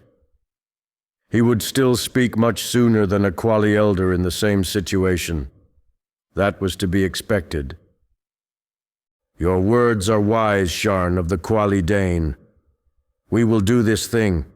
If there is even a chance we can prevent bloodshed and wars between our two great peoples, we must try. I will send messages to the governors. We will gather them for a meeting and explain how dangerous is the current course, that we must change things before it comes to any kind of war." Sharn nodded. Pondur continued. "I will begin sending messages right away. You get yourself home to wife and child, and I will send for you to return with your elders when it is time. I think there is hope, good friend. I think we can keep the future bright for both our peoples." 9. Canyon Walls. Tenka and Ji passed the next day hobbling toward home. When they stopped to rest, Tenka killed a couple speedy little pajarito, and Ji speared a sizable river fish. They cooked the meat over a small fire. While they walked, the two women found and ate the occasional scrub fruit, sweet cactus, or edible desert flower. They saw no one as they passed through the lands of their people until on the third day, well into the canyon lands, they glimpsed their home. The village now in view, the two women walked faster, Tenka not giving Ji the option of a comfortable pace any longer. The village lay along one side of the canyon, built under a natural overhang of the cliff wall. Multi-story buildings lined the canyon wall, made of stone and clay and beams of wood. Paths and steps crisscrossed the village, leading up and down from home to home and terrace to terrace. Small entrances opened into cool, dark interiors. Some of the older children playing in the river spotted the two women and ran to meet them, naked and gleaming. "How many people did you kill?" one of them asked. "How bad is the cut?" asked another. "Can you see the bone?" "Where are the others?" another asked, horror flooding his face. "They are fine, little ones," Tenka said. "As are we. We defeated a raiding band which attacked us, but found no big game. Hopefully the others will have more luck." The children followed them into the village singing the welcome song. A few faces appeared in windows and doorways looking for mothers, daughters, or mates. When they did not see them, the faces retreated into the darkness. "Will you go to the medicine woman?" Tenka asked Ji. Ji shook her head. "I will rest first." Tenka started to protest, thought better of it, nodded instead. The two of them made their way up stone steps, first to the second level, then up to the third and highest where the childless lived. Escaping the heat of midday, Ji's mate lay asleep on the floor of their dwelling, pressed against the back wall. Ji nodded to Tenka. The older woman left the younger to her home and her mate. Tenka made her way back down to the first level, where families with babies and very young children lived, along with the old and feeble. Tenka's mate lay stretched across the doorway of their dwelling, just inside. Protection in case either of their little ones awoke and tried to get out. Tenka bent down and nudged the man she had chosen as mate so many years ago. All the villages had gathered to celebrate midsummer. They exchanged gifts and food, ate and drank, danced and told stories. She and the other young women had inspected the young men like a flock of chokwi, to be divvied up and taken home for egg-laying. He had not been the strongest, or the biggest, or the fiercest. He was shy but confident, and seemed possessed of a wisdom beyond his years. He looked into her eyes and made her laugh, and she knew. His name was Dominoch. Everyone called him Och. He looked up. She smiled down at her mate and motioned for him to come outside. He looked at their baby girl and small boy, nestled against the back wall, fast asleep, then grabbed a half-door of woven scrub branches resting against the inside wall. He dragged it behind him, propping it in the doorway as he left. "Listen for the little ones and watch them when they wake," Tenka said to the older children who had returned to splashing in the river. She focused her attention on the oldest too, a brother and sister. "Yes, yes, Auntie," said the girl. "You always tell us. We know. You don't have to tell us every time." Tenka nodded. "I know, young one, but I feel better if I say the words." "Fine, fine," the girl said, then muttered. "The fathers know to trust us. Why are the hunter mothers so anxious?" Tenka ignored her. Looking forward to the day the girl grew old enough to begin battle training and hunting. She grabbed Och's hand as they walked the path out of the village and upriver, where children were not allowed to play.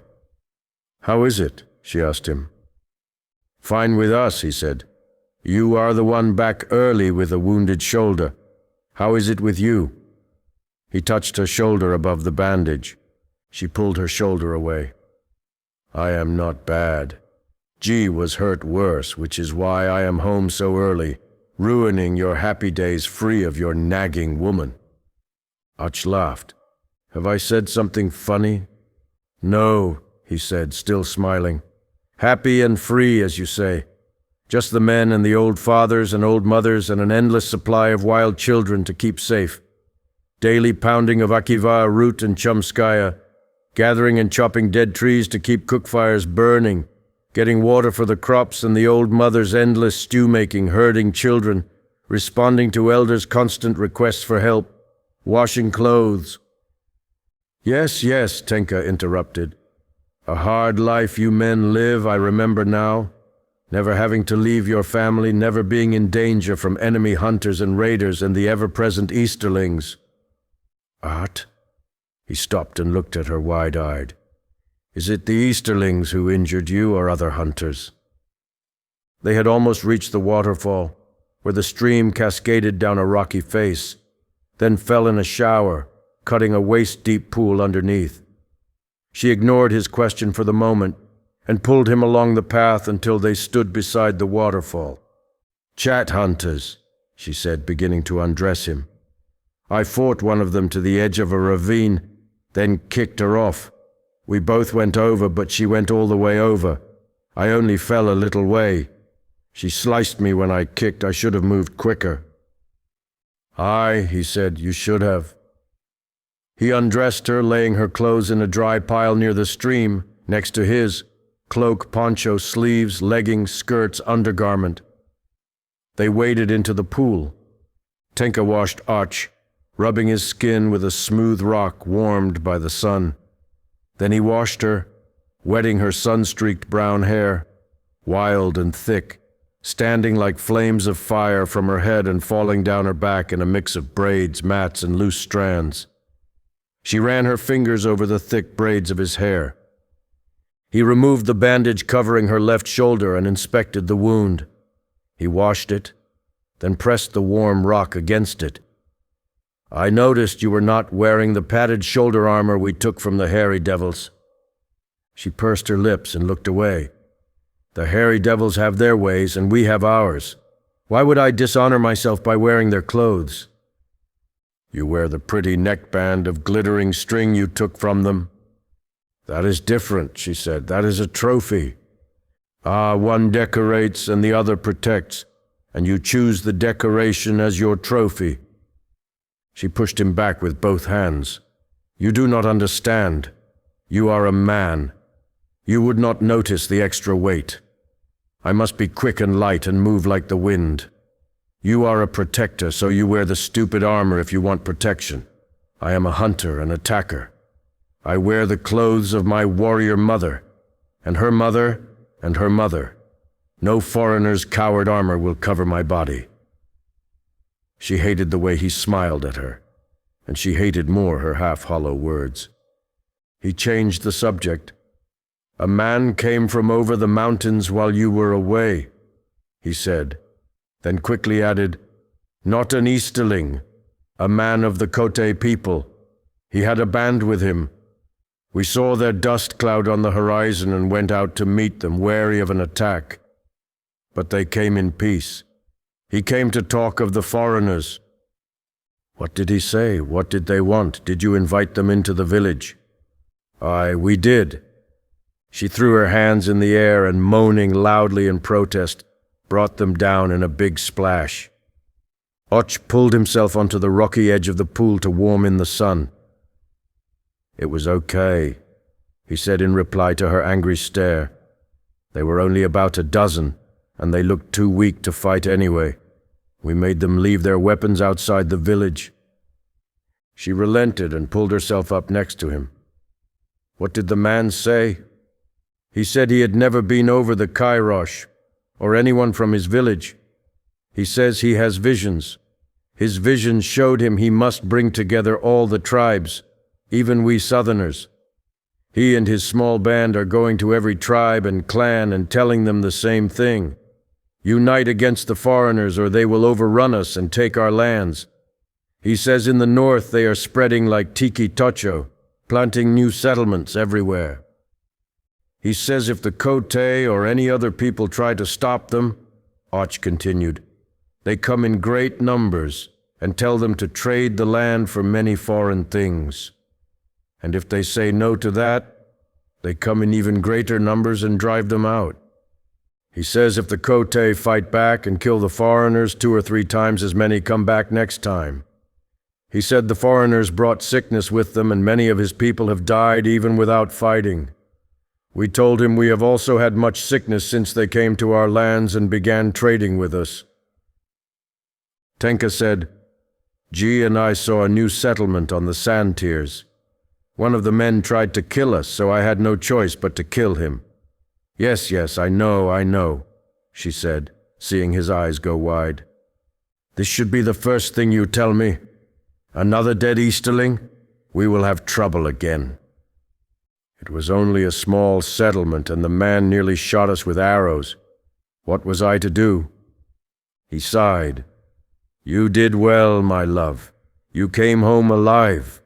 I only wish these people would keep to themselves. I wish the woman had come after us instead. There were children. But the women are useless, they only scream.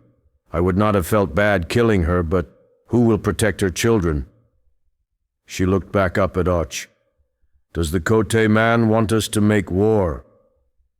He is going to the other clans and talking with them. I told him the leaders of each clan would meet together when he had spoken his fill and decide what to do. I think we will see him again before he goes back. Think on that, Tenka said. All the tribes making war together against the hairy devils. Has this world ever seen such a sight? Och shook his head. I have not heard of such a thing, even in the old stories. The two of them sat silently on the hard, smooth rocks at the edge of the pool, their naked legs dangling in the water. Tenka's mind turned from Dominoch's tale of the Easterling man to their children who would be waking soon, if not already. She desperately wished to see them and hold them and kiss them. She had been away so much this season. But first, Tenka reached down and stroked Och's inner thigh. Are you too concerned with Easterlings to have a little fun with me? For you, Cactus Flower, I will try to forget my concerns for a while. He smiled. It will be difficult, but I will try. 10. Mn'vaarin.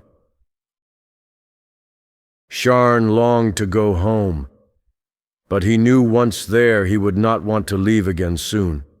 So instead of turning west toward his village, he continued north across the prairie lands. He traveled north 2 days before Mn'vaarin came into view. The town of Mn'vaarin sat alongside a wide, sweeping bend in the river Varinu, almost a lake by its size. Docks reached out from the shore like the splayed, crooked fingers of a giant wooden hand.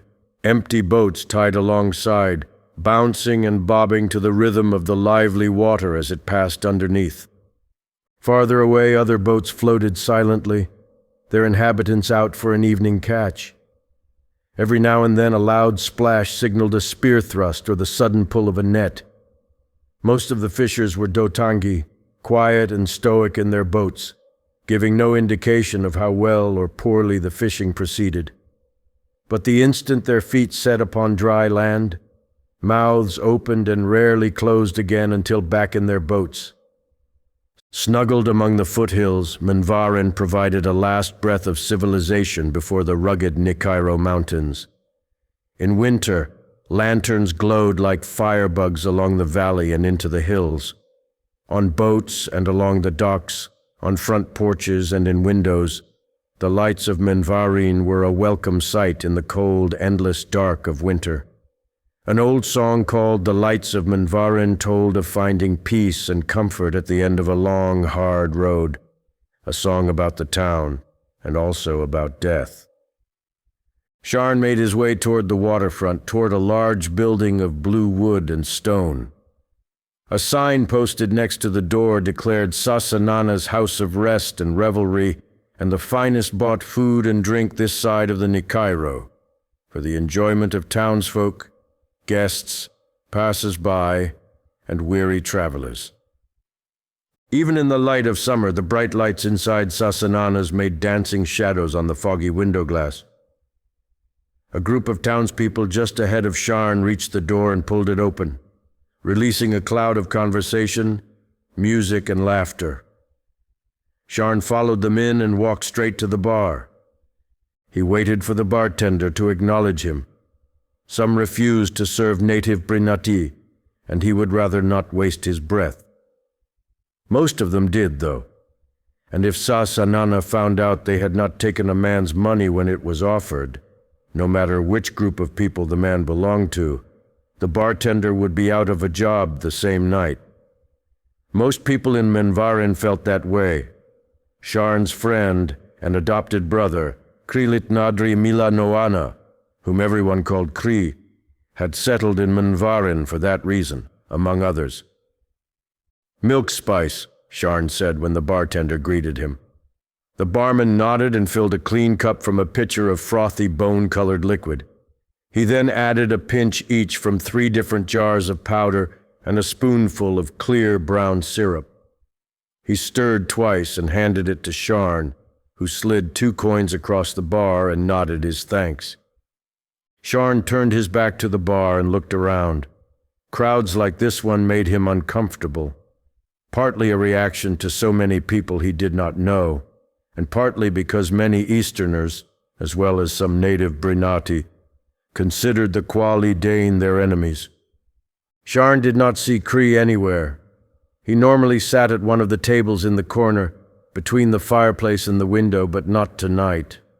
Sharn sipped his milk spice and savored the foreign flavors. There are benefits to their presence here, he thought, no matter what the warmongers say. Mn'vaarin was not a predominantly Minkaeran town, though some lived there. Another group of Easterlings, the Dotang, had settled the town ages ago, in the days of Sharn's father's father. It was said their 2 peoples, the Dotang and the Minkaera, had fought at one time, but a marriage between chiefs brought some peace between them. "Sharn!" came a call from the door. Krii walked to the bar and grasped Sharn by the shoulders. "Brother, you are here!" "I am," said Sharn, returning the shoulder hold, "but I was worried you would not be. You noticed on your way here the sun still shining in the sky?" Sharn smiled. "I did." "Then of course I am here. Barkeep. Where do I go on the days the sun shines in the sky?"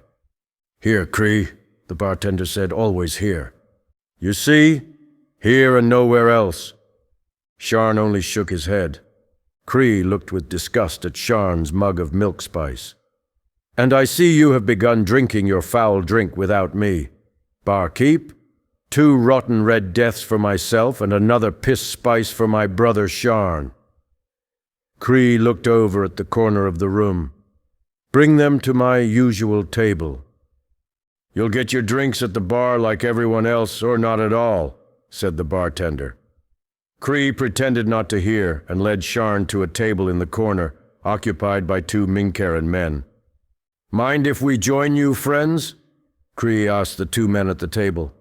They looked up, first at Krii, then at Sharn. "All yours, friends," said one, disgust evident in his voice. The 2 men stood and walked off to the bar. "That was awfully kind of them," said Krii, switching to the guttural Quali language. He took a seat. "I could almost feel the kindness in the air," said Sharn, also speaking in Quali now. "Thick as fog. I'll not have you besmirching the reputations of those 2 honorable Easterlings with your cynical talk."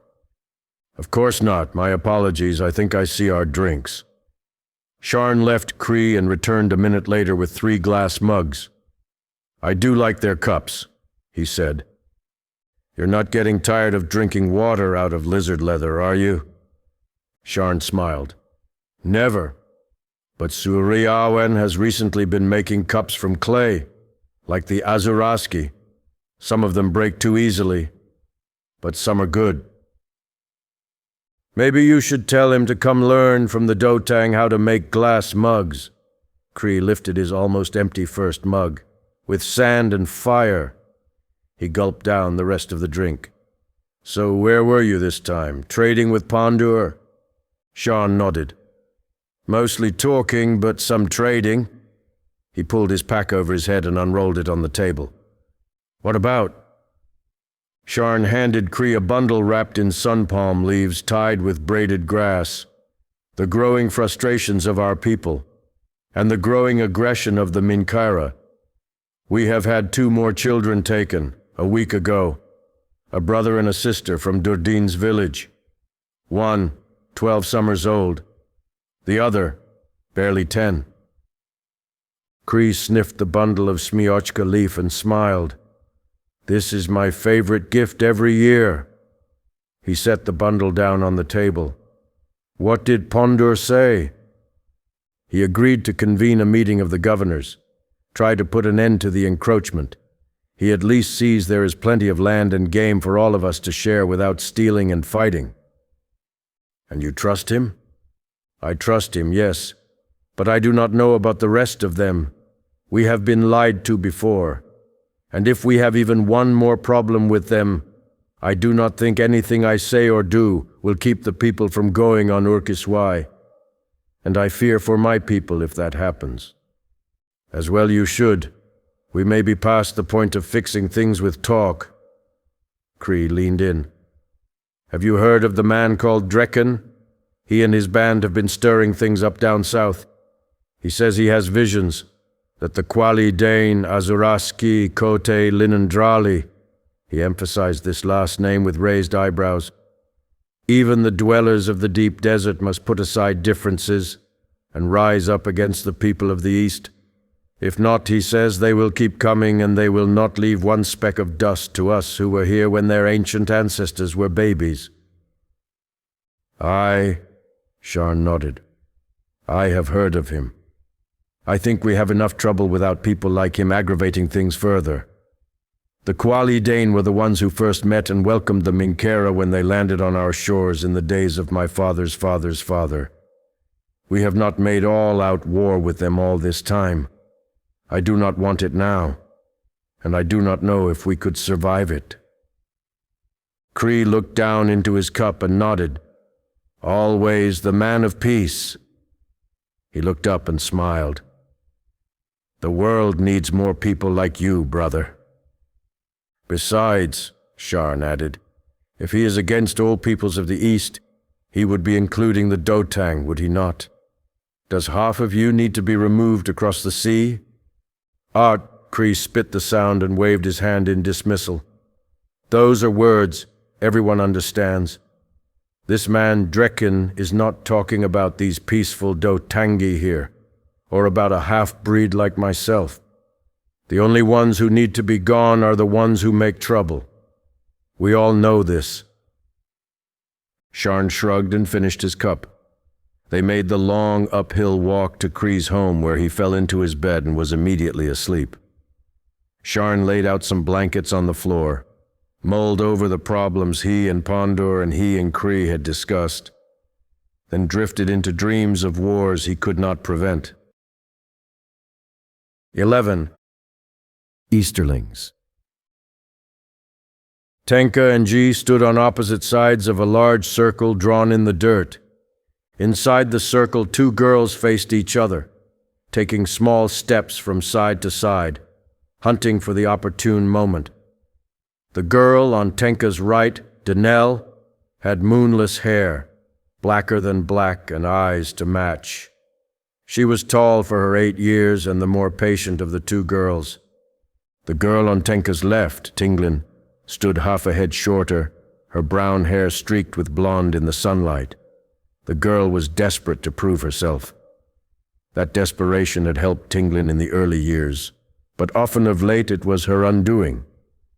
"Remember what I said," Tenka called, loud enough for both girls to hear, but directing her words at the light-haired girl. Tinglin nodded. Resist the urge to go in for the first strike.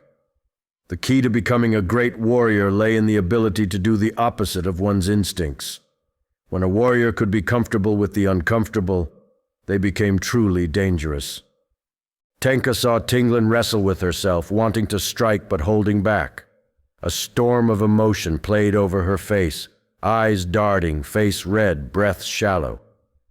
Denel, sensing the internal struggle in her opponent, faked a move to one side. Not much more than a spasm, but enough. Tinglin exploded. All her energy focused on the direction Denel had faked toward. In 3 moves, Denel pinned Tinglin to the ground. Tenka refrained from shaking her head. As a young girl, Tenka had been much the same as the fiery, light-haired girl on the ground. She tried to keep that in mind when training this one. "That is enough for now," Tenka said. "Repeat for me the weapons we use to win fights." Tinglin scrambled up and the two girls yelled in unison. Distraction, surprise, confusion, pain. "Remember them?" Tenka said, touching her finger to her temple. They are your allies as much as your fellow hunters. She studied the two girls a moment, then nodded. Finished for now. The girls nodded and faced one another. They each stretched out a right hand, resting it on the left shoulder of their opponent. They acknowledged their teachers in the same way, then ran off toward the river. Ji said, "Come, old one, we should help pick berries for dinner." Tenka raised an eyebrow. "Old one, is it? Perhaps you and I should take a turn in the circle." Ji clucked her tongue. "I would feel bad giving an elder woman a beating. You have so many bruises already." "Ah, is that so? Maybe we should find out at first moon gathering with many witnesses." "Your funeral, old woman." Tenka followed Ji toward the river, thinking about the match between the two girls. Good hunters and warriors take time, she thought. But how much time do we have? She remembered all the people they had lost to sickness and arrows. Loss had become a constant companion. The sound of a horn blast reverberated through the valley. Tenka looked up, above the tiers of homes built up the sloping side of the canyon, up to the very top of the craggy cliff wall. She waited for a second blast of the horn, unable to spot the hornblower from where she stood. A second horn blast sounded, once for alert, twice for danger. "Gather the young fighters," Tenka yelled, then turned and ran. Up the ramps of the village, climbing from one tier to the next, then up above the village along the single-file road. As she closed in on the secondary lookout, she saw dust clouds rising where riders approached, like signals along a trail. Tenka remembered her mate's words about the Kote warriors who had come before and would come again soon. Most likely them. All the same, better to be prepared. Most of the tribe were gathering at the center of the village. Tenka watched as her mate, Dominach, sprinted halfway up another path and turned to face the village. He called down, "Our man of war lays sick and dying. The fighting men older than I are away on trade hunt. Does anyone contest my responsibility to protect?" "None," they called back. "Lookouts," he called out. "What have we seen?" Tenka cupped her hands around her mouth and yelled back, "There is a pack on the march. Riders coming quickly. Maybe the returning Kote. Maybe danger." "Hunters and protectors," Dominach yelled. "With me. Young hunters, young protectors, take the children and old ones up to the single foot." He pointed up to the high path above the village. "Get to the cave if you can. Do not return without my signal."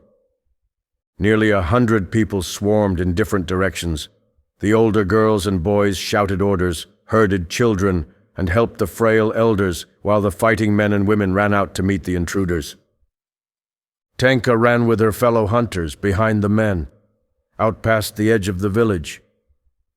On a hunt, they made their own decisions, hunted when and where they would, raided how they liked.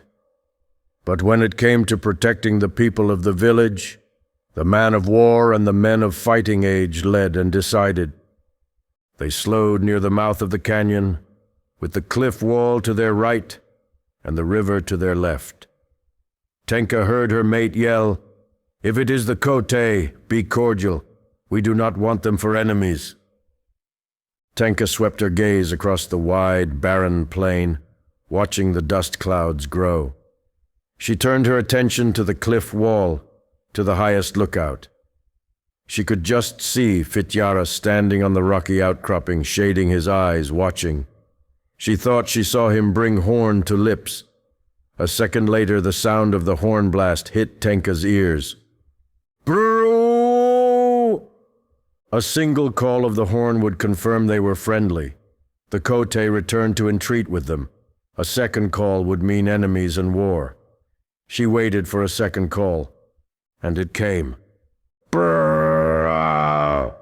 "Prepare yourselves," Dominach shouted. Next to her, Ji said, Fitjara raised 3 pairs of hands. 30 warriors, Tenka thought, probably from another sand-dwelling tribe. She readied her spear. "Hairy devils," one of the men shouted. Tenka saw the other men nodding. Easterlings? She wondered if they could be from the settlement where she killed the Easterling man. Revenge for their fallen brother? Tenka made a clucking noise with her tongue several times to her left, then again to her right. The women pulled out their atlatls and slung their spears. Leave it to those hairy devils to attack under high sun. The Easterlings rode atop Tukbi. With their hard-plated bodies, the beasts were near unstoppable. Best to go for the tiny heads or thin legs. They were also slow, easily spooked, stubborn, and hard to control in a fight, which is why Tenka knew the Tukbi would play little part in this battle. Still a ways off, the attackers dismounted and tethered their animals to sand anchors. The group of Easterling men walked toward the canyon mouth, cautious and alert. "Wait for my signal," Och called. One of the Minkaeran men, the only one to carry a spear with him as well as a bow slung over his shoulder, said something to the others and they stopped. The spear carrier proceeded alone, well within range of the Razi spears. He paused and slowly set down his weapons. Some of the women around Tenka stirred. "Hold," she breathed. With weapons left on the ground, the man came forward a few more paces, hands open and out to his sides. "I wish speak you," he said in broken and accented Rasi. Tenka watched as her mate walked forward from their group to meet the man, her hand clenched tight to her spear. "You may speak," Och said. 3 days man killed, the Minkaeran said. "Track killers here." Och nodded. "You come for revenge?" "No," the man said. "Come peace." Tenka held back a laugh. Some around her snickered or spat on the ground. "Dead man much?" He paused, searching for the word in their language. "Rash," Och said. The man nodded. "Rash," he repeated. He gestured to the men around him. "Men want war. I leader. Enough war. Live peace." "If you want peace," G yelled, "leave our lands and go back across the mountains and sea to where you came from." Some of her tribe shouted in agreement. Tenka winced. It was true, but unhelpful. The man stood silent, perhaps weighing his next words. After a long pause, he said, "I born here, same you. Enough for all. Put away old time, live peace." Tenka's heart beat fast in her chest. She imagined the battle in her mind. She saw a spear penetrate the man's chest. The impact would throw his body back several paces before he fell, the spear pinning him in place until Och or another man ripped it out as they ran past, leading the warriors in a frenzied stampede. The Easterlings, suspicious of this whole undertaking, would be quick to respond. The arrows would fly even as the spears did, crossing paths in the sky. Without any cover to protect them, Och and Tenka and their brother protectors and sister hunters would fall dead by the dozens. We would win, she thought, but it would be a poor victory. When they recounted the tale later to the men back from trade hunt and to the women returned from hunting and raiding, there would be little glory in the tale. The more expert among them would think Och a fool for having attacked in such a disadvantaged and easily avoided fight. Tenka knew her mate, even more careful and less eager for war than she, would consider these things as well. She saw him nod to the man. "We agree," Och said. "Keep your people from attacking us, and we will not attack you and yours." 12. A bit of rivering. Sharn sat on the pile of blankets he had slept on, tying his moccasins tight around his ankles. Krii, who had long ago given up sleeping on blankets and upgraded to an Easterner-style wooden bed and mattress, roused himself awake. He looked over at Sharn on the other side of the cave with half-open eyes and mumbled something like, "G'morgen." "Welcome back to the land of the living," Sharn said, standing. "If you need me, I will be outside, breathing fresh air." The air in my home is the freshest around, Krii muttered, still laying in his bed. Sharn walked outside, stretched his arms wide, and felt the warm sun on his skin. A few moments later, Krii walked out of his cave hut to a nearby tree. "Is it a good day for traveling?" he asked, simultaneously yawning, stretching, and urinating on the tree. "Aye," Sharn said, "Twagotch smiles on us. Furrow cloud as far as the eye can see. A good time for you to be out of your cave, too." "It seems Twagotch smiles on you only. I'd rather keep sleeping." Krii sat hard on a tree stump and slid on his own shoes. "And I don't know why you continue to call my home a cave. It has a door. Do you know of any caves which have doors? It is a home, constructed of and conveniently lodged within the base of a small mountain, which makes it the most indestructible home in this whole town. But like all the other homes, it has a door." Krii was the only person Sharn knew who preferred the endless dark of winter to the constant summer sun.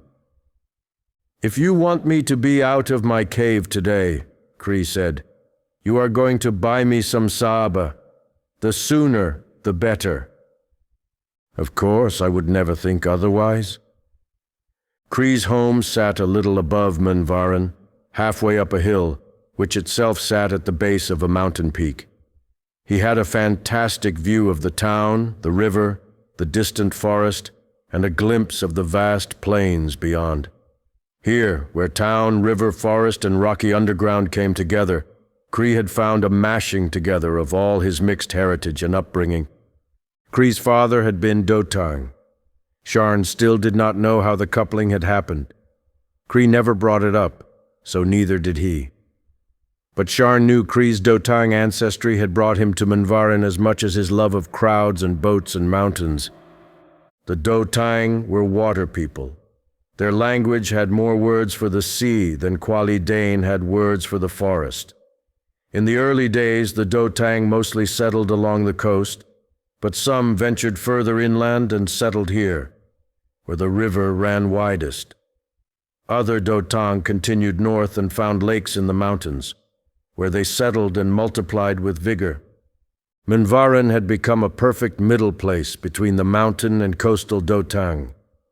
Supplies were ferried down the river and hauled or hoisted up the sometimes steep trail beside it. Soon after, the Quali Dane began trading with the residents of Mn'vaarin. Then the Kotay down south came up to trade. Then the Minkaera began using Mn'vaarin as a stopover and trading station. Of course, settling a town on the banks of a river like the Varinu had proved dangerous. Quali Dane would never have settled so close, but these Dotang either knew no better or did not care. Mn'vaarin had already been flooded times past counting, but the Dotang just went to their boats and floated until the river receded. Some had given up entirely and built floating houses to live in year-round. The two men walked down the winding path into town, across town to the waterfront, and along the waterfront to Sasanana's. "Sharn!" growled a giant of a man as soon as they walked through the door. The man carried a giant black pot nestled between forearms and thighs. "So glad," he breathed, "to see you again." The man released the pot onto the floor. Thick yellow stew sloshed over the side like an ocean wave. The man ignored the spilled stew and, breathing hard, turned to Krii. "Krii, wish I could say the same about you." He laughed a big boisterous laugh, still bent over the pot. "Laugh it up, Sa," Krii said. "Laugh it right up. Why don't you two carry this out to that big table and I'll give you breakfast on the house." Sa was tall and broad-shouldered like most Dotangi, with a sizable belly and legs like tree trunks. Though his ponytail and large drooping mustache were almost white, his bald head and skin were dark. Krii had mentioned to Sharn once that Sa's Dotang father had bought his Kotay mother from her starving, fatherless, exiled family for the price of a few fish. Saw returned to the kitchen, leaving Sharn and Krii to handle the giant pot. They lifted it between them and Crab walked toward the table in question. Actually, 3 tables pulled together. With every step, the pot swung and a little stew sloshed out, leaving a wet trail on the floor. Some of the men at the table saw the pot coming toward them and moved to help, then saw 2 native Brinaatii carrying the pot and decided to stay put. Sharn thought Krii would say something, but either because there were so many Easterners or because he was out of breath, his friend held his tongue. The Easterners moved aside somewhat, and Krii and Sharn counted 1, 2, 3 and lifted the pot to the tabletop. Stew sloshed out and hit the table. The men laughed. "Sa!" yelled one of them. "Is this the best help you can find? A half-breed and a dirty river rat? A couple more animals and you've got a farm instead of a tavern." The men exploded in laughter. Sharn gritted his teeth as he and Krii twisted the heavy pot one way and then the other until it rested at the center of the table. Sa's voice boomed from behind the bar. "Lay off, or you can find somewhere else to eat." The men waved off Sa's threat and laughed some more. Krii and Sharn walked back to the bar. "Fresh off the ships, this lot," Sa said. "Think they know what's what. Anyway, what can we make for you two this morning?" "Just Saba this morning," said Krii. "Sharn is in a hurry to be home." Sharn nodded agreement. "Nonsense, I won't allow it. And you know better than to try it. Sit down. Sharn, your woman and child will have to wait a little longer." He leaned in. "I'll bring you the house special. The reason it's special is because no one else will eat it." He laughed all the way to the kitchen. Sa brought them 2 big bowls of river stew, hot and delicious despite his warning, and day-old cornbread. They ate, and when they convinced him they could eat no more, he brought 2 cups of steaming saaba. They sipped it slow, watching the morning activity on the docks. "Now I'm awake and warm and full of food," Krii said. "I think I'd like to do a bit of rivering this morning. What do you say? Shall we boat down river a ways before you take to journeying by foot?" "I wouldn't mind at all," said Sharn, "as long as you guarantee I will not end up in the river this time." "Pff, that was a surge of the river, as I've told you before. Beyond my control." "Surge, must have been some surge to overturn a canoe." "Yes, a very great surge," Krii nodded. Sharn slid a Minkaeran coin onto the bar just as Sa came through the door from the kitchen. "What's this?" Sa asked. "At least let me pay for Saba," Sharn said. "No," said Krii, "I'll pay for it. Put it on my tab." Sa looked at both of them in turn. "Sharn, when I say on the house, I mean on the house. Krii, you already know that, and besides, your tab is so long now it needs its own room upstairs. Go in peace, sons of trouble. You owe me nothing. Well, I mean, Sharn, you owe nothing. Krii, you owe a few boatloads of fish to my here tavern, but nothing for this meal you've just polished." They thanked Sa and left his tavern. Krii kept his dugout canoe on the shore, tied to a post at the west end of one set of docks. He knew everyone in that section. The boat builder, the net mender, the boys who sold bait, and a few people who fished from the docks, so Krii did not worry about his boat going missing. "Hey, half-breed!" Krii turned toward the voice. "Oh, great spirit," he muttered. Sharn looked at Krii, then at the man on the dock who had yelled. He looked like an Easterner, but which kind Sharn could not say. "I saws you two in Sanana House," the man slurred, "taking care of them young soldier men. Looked like they was ready to stick you two on that one spear, cook you over an open flame." He veered sideways as he walked and had a bedraggled look. "Good day, Corley. How's the missus?" Krii asked, feigning politeness. "Shut your stinking face, you soft-eyed half-breed." Krii smiled. He turned to Sharn. Our poor Corley here just can't hold on to a woman. They'll stay around for a little while, but... Sharn saw movement from the man, grabbed Krii's arm and pulled hard. Krii lost his footing and splashed into the shallow water, landing on his backside as an arrow zipped through the space he had just occupied. Sharn grabbed his tomahawk and glared at the man called Corley. Krii got to his feet in half a heartbeat and looked at Sharn, red-faced and dripping. Sharn pointed with his tomahawk. Krii turned, saw Corley holding a bow. His eyes narrowed and he moved for his knife. Sharn put his hand on Krii's arm, nodded toward shore. The interaction had gained attention. Remember that, boy, next time you want to talk about things you don't understand to people who are better than you. Krii and Sharn stared at the man. If they attacked, far-reaching and painful consequences would follow. Sharn put away his tomahawk and followed Krii's lead, grabbing the canoe. They flipped the boat and slid it into the water. Krii hopped lightly into the front of the canoe. Then Sharn stepped into the back. They said not a word as they paddled away. Sharn glanced over his shoulder and saw the man Corley standing on the dock, a big smile on his face. 13. More than ever. We could have done such damage, G said, still pestering Tenka as they returned to the village. What damage would you have done? Tenka asked. You are still limping. Your movement would have been weak. Your spear throw would suffer as well. Tenka knew this would infuriate the young woman, but she could not resist. Suffer? I think your brain suffers. We would have killed them and won the fight. Then when our sisters returned, we could hold our heads up and show them the bones of our enemies, piled high.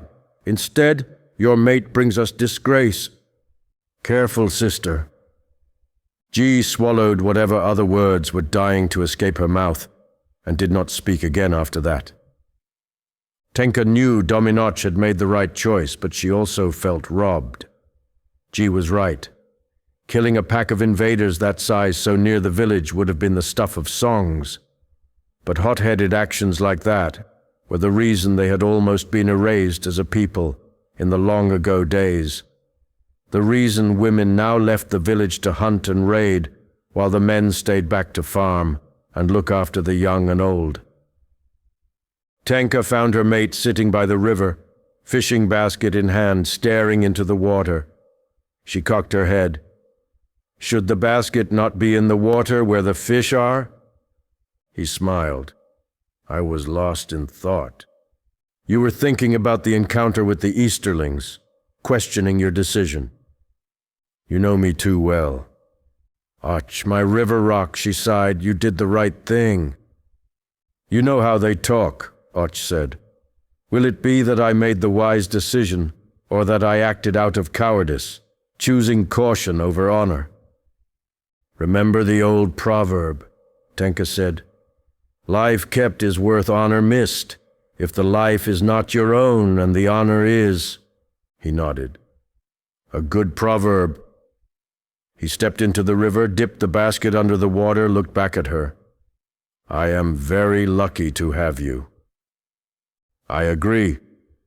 The hunting pack returned next day, carrying a dead Boshtena on a litter and some dried meat and fruit they had been given by a captain's scouting party. The stories of Och's near battle with the Easterlings were the talk of the village. The hunting pack knew every detail almost upon arrival. Uriah sat beside Tenka at the village fire. If I were man of war, she said, would I possess the will to withhold from such a glorious win? The sun dipped below the horizon for its brief summer rest.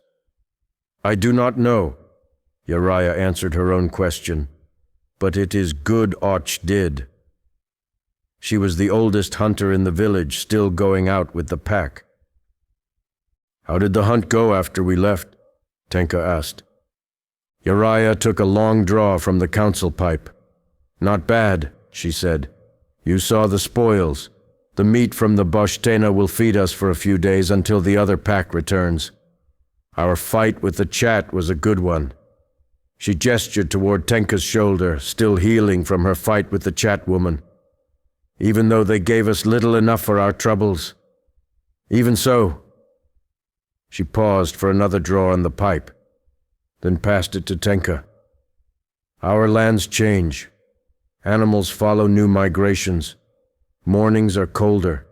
The rain comes full strength or not at all, floods or famine. Peoples trade places, new for old. I do not know what these things mean, she said with a sigh. She quoted a song their people sometimes sang during gatherings. Great Spirit speaks to us of change, sings it in the winds, draws it in the sands. Tenka nodded. I only hope Great Spirit speaks to us about what we are to do, how we are to keep our place in these lands for our children and their children. Uriah nodded. Great Mother will know what to do. She always knows, though she is not always generous with her wisdom. Do you think she will speak at first moon gathering? I think we must pester her until she does. Our people need wisdom now more than ever. Tenka sat by the fire long after each of her children, drunk with tiredness, had stumbled off to bed under the watchful care of their grandmother. She watched the smoke from the fire rise in swirling clouds and enjoyed the brief coolness before the sun awoke once more. A hand appeared in front of Tenka's face. Och stood before her. She yawned and stretched and grabbed his hand, and he pulled her to her feet. This time it was I who was lost in thought, she said. 14. Home. Sharn and Krii paddled to shore, got out, and dragged the canoe onto a narrow sandy beach. Sharn retrieved his bag from the boat, then reached down and took a smooth black stone from the riverbank. Many thanks, my friend, Sharn said, dropping the stone in his bag. Any time, Krii said. Great Spirit go with you. And with you. The two men placed a hand upon each other's shoulder, nodded and parted ways. As he walked away from the river, Sharn heard Krii slide the canoe back into the water and jump in, followed by the soft splashes of the paddle. Krii started singing about a fire in the hearth, and a spider in the dark, and a barmaid of proper drinking age with hair the color of stars. The sound of Krii's voice faded as Sharn walked, until he heard only the wind in his ear and the birds in the trees. Sharn walked south across the open prairie lands of the Pit-n-Poa. Clouds covered the sky. A warm, steady breeze blew out of the southwest. Tall grasses brushed against his hands. Two Nandaki buzzed through the air, big as small boats zipping to and fro. Sharn felt a deep peace in this stretch between Mn'vaarin and home. There were no foreigners here, no enemies, nothing harmful but a few weeviks, and they could be scared off. He could see for days in every direction. After crossing the Pit-n-Poa, Sharn spent the night in Durdin's village as he always did. The village sat at the edge of prairie and forest close to a creek. Their round houses were spread in a loose circle, fire ring at the center. Spirits soared in the village that evening. The Saba flowed freely, and their pipes, full of newly harvested smiochka, made many circles among the men.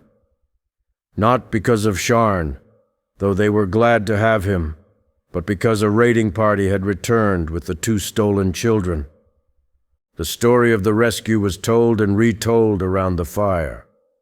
The party snuck into the Minkaera settlement at dark, found the children, cut the heads off the two men holding them captive, and brought the children and the men's heads back to the village. They burned the flesh off the skulls so the teeth could be made into jewelry. In the old days, they would only have kept the bones of the brave. Now the Quali killed less often, so they used the teeth and bones of even the weak and cowardly. Sharn tried to enjoy the celebration, but he barely ate. In his mind, the two dead men represented two more logs thrown on the fire of tension between their two peoples. A large man sat down beside Sharn with a grunt, slapping Sharn's shoulder with a huge paw of a hand. Why the heavy spirit? Sharn'nalwen. He was not as young as when he had broken up the fight between the young Qualyi and Kote men at the meeting of many tribes, but his eyes still sparkled with the same youthful mischief. "Chief Durdin," Sharn said, "sorry, many thoughts occupy my mind these days." "Look at you," Durdin said. "Not yet a chief of your village, and already you carry the burdens of one. May I give you some counsel?" Sharn nodded. "Please share your wisdom." "Life is very short, goes like this." Durdin snapped his fingers. "Enjoy the good times. The bad times will demand your full attention. But giving them your attention now only robs you of right now's joy. Take it from one who has seen his share of both good times and bad." "Sounds so easy," Sharn sighed. "But how do I stop thinking about everything that could go wrong?" Durdin smiled. "Fill your mind with everything that could go right." He laughed. Sharn could not help but feel better in the big chief's presence.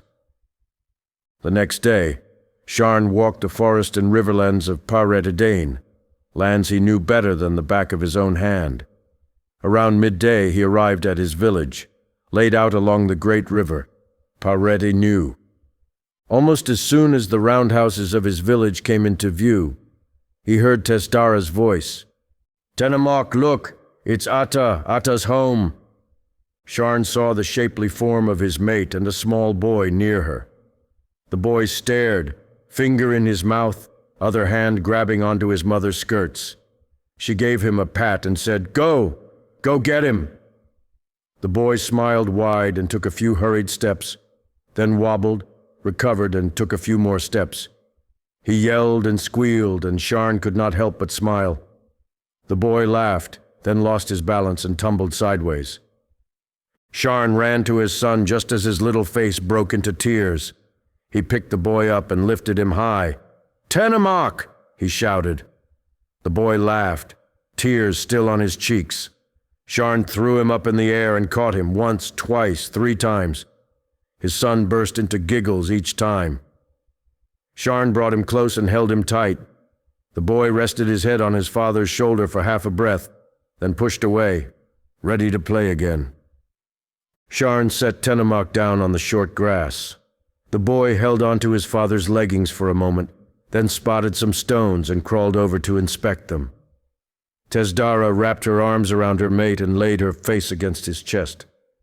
"We missed you," she said. "I missed you," he said, "both of you very much." She let go and kissed him, then looked over at their son sitting in the grass, banging stones together, talking to himself in a language only he understood. "His walking is getting better," Sharn said. Tesdara smiled and nodded. "A little better." She looked up at his face. "Are you hungry?" He nodded. "I am." "Come," she said, "there is still stew." Sharn scooped up their son, and they walked through the village, past the low roundhouses and farm to the cook fire. A clay bowl sat next to the small fire. Tesdara grabbed the bowl with a folded piece of animal hide and handed it to her mate, then a spoon and a couple bean cakes. Their son played nearby as Sharn ate, and Tess caught him up on village news. He told her about his meeting with Ponder, about Krii and his interest in Drekken, the Kote aggravator, and about the rescue of the 2 stolen children by Durdin's people. "I am afraid," he said. "It was a just thing to take the children back, even to put to death their captors. But Minkaera have their own laws. If we take the lives of their men without following their laws, they will not like it. I do not think they will let it go."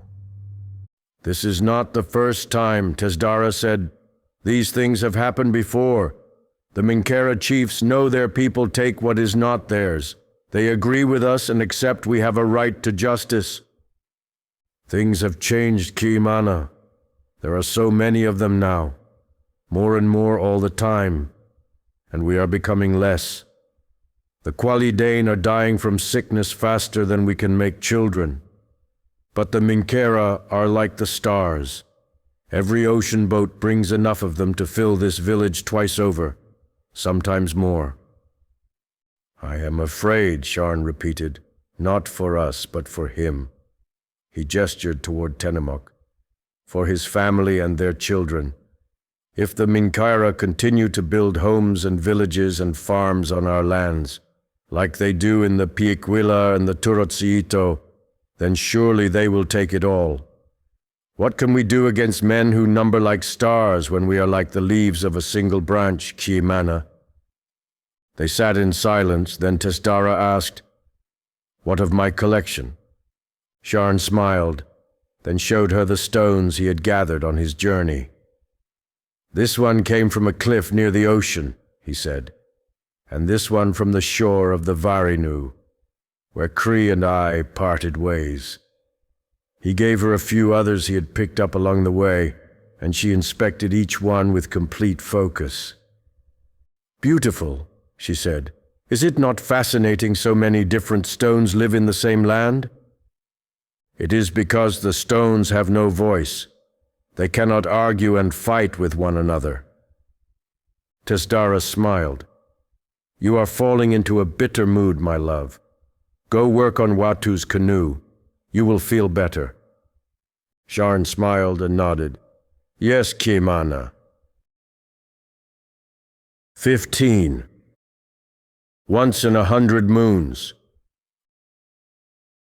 Tenka watched the Kotei approach. Once again the horn blast had sounded. Once again the village prepared for an attack. When the lookout realized it was the Kotei returning, not Easterlings or a rival tribe, everyone relaxed a little, but still followed the usual plan for village defense. The Kotei were far faster than the Easterlings, and arrived at the edge of the village before all the young and old ones had climbed to safety. They rode atop cinchas, no good for short distances, as the animals were very slow walkers, but over large distances they had no match.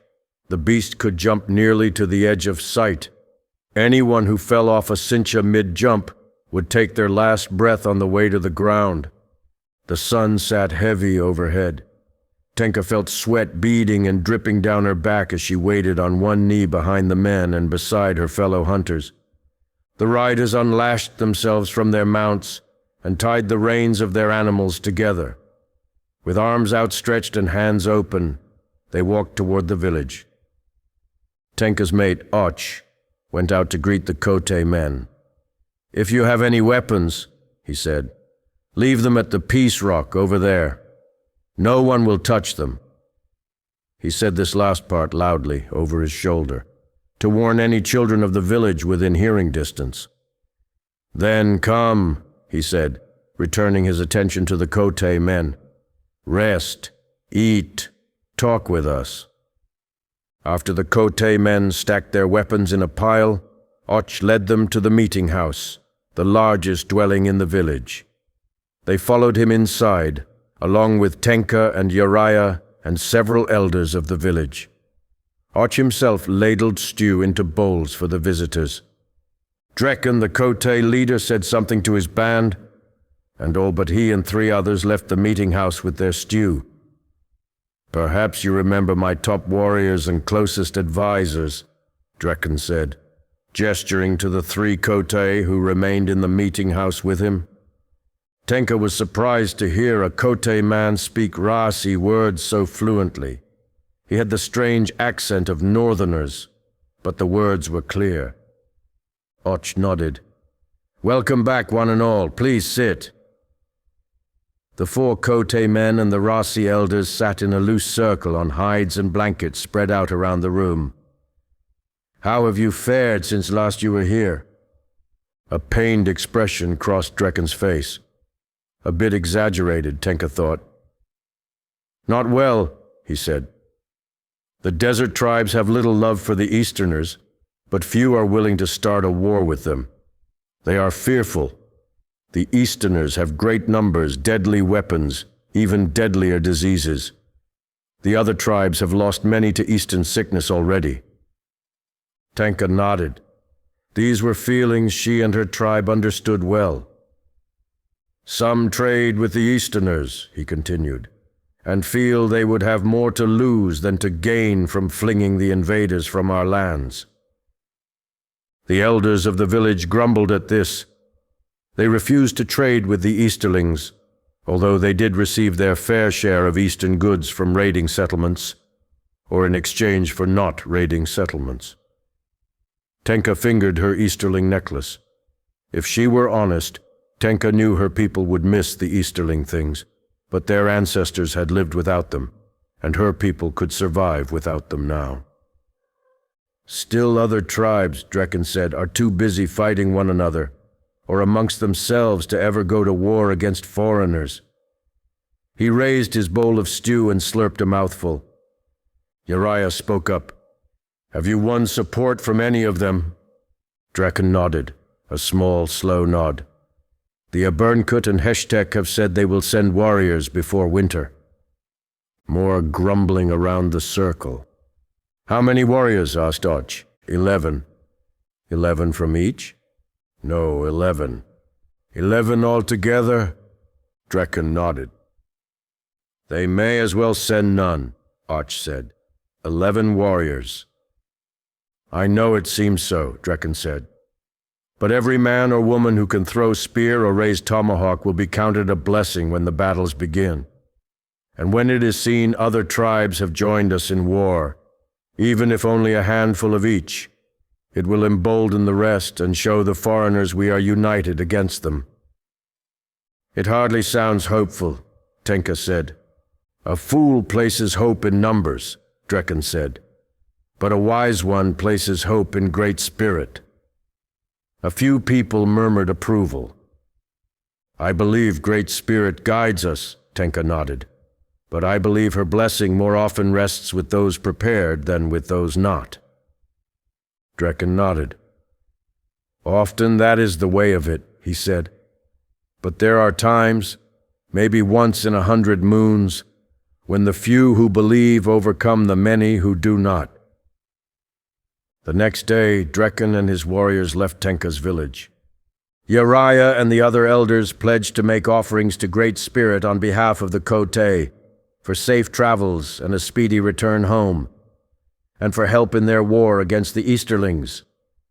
They could do no more. Their numbers were too few, and the prospect of an all-out war too dangerous. Tenka and some of the other villagers followed Drekken and his men as they walked their cinches away from the village. Be careful, Drekken said to Tenka as he hopped up on his mount. You may not want to join a war, but war may come for you nevertheless. If ever it does come, ride over the mountains and ask for the crazy Kotay prophet. I'm easy to find. He smiled and turned his cincha, then yipped and shot off into the sky. His warriors whooped and followed, leaving only a cloud of dust behind. Tenka wondered if the man's warning would come to pass. War had nearly wiped out her tribe, even before the Easterlings had come to their lands. Her people loved to fight, but hated war. 16. Any chance. Sharn spent the afternoon chiseling an olawea-kati, a canoe log. Watoroki would be old enough for his own canoe soon.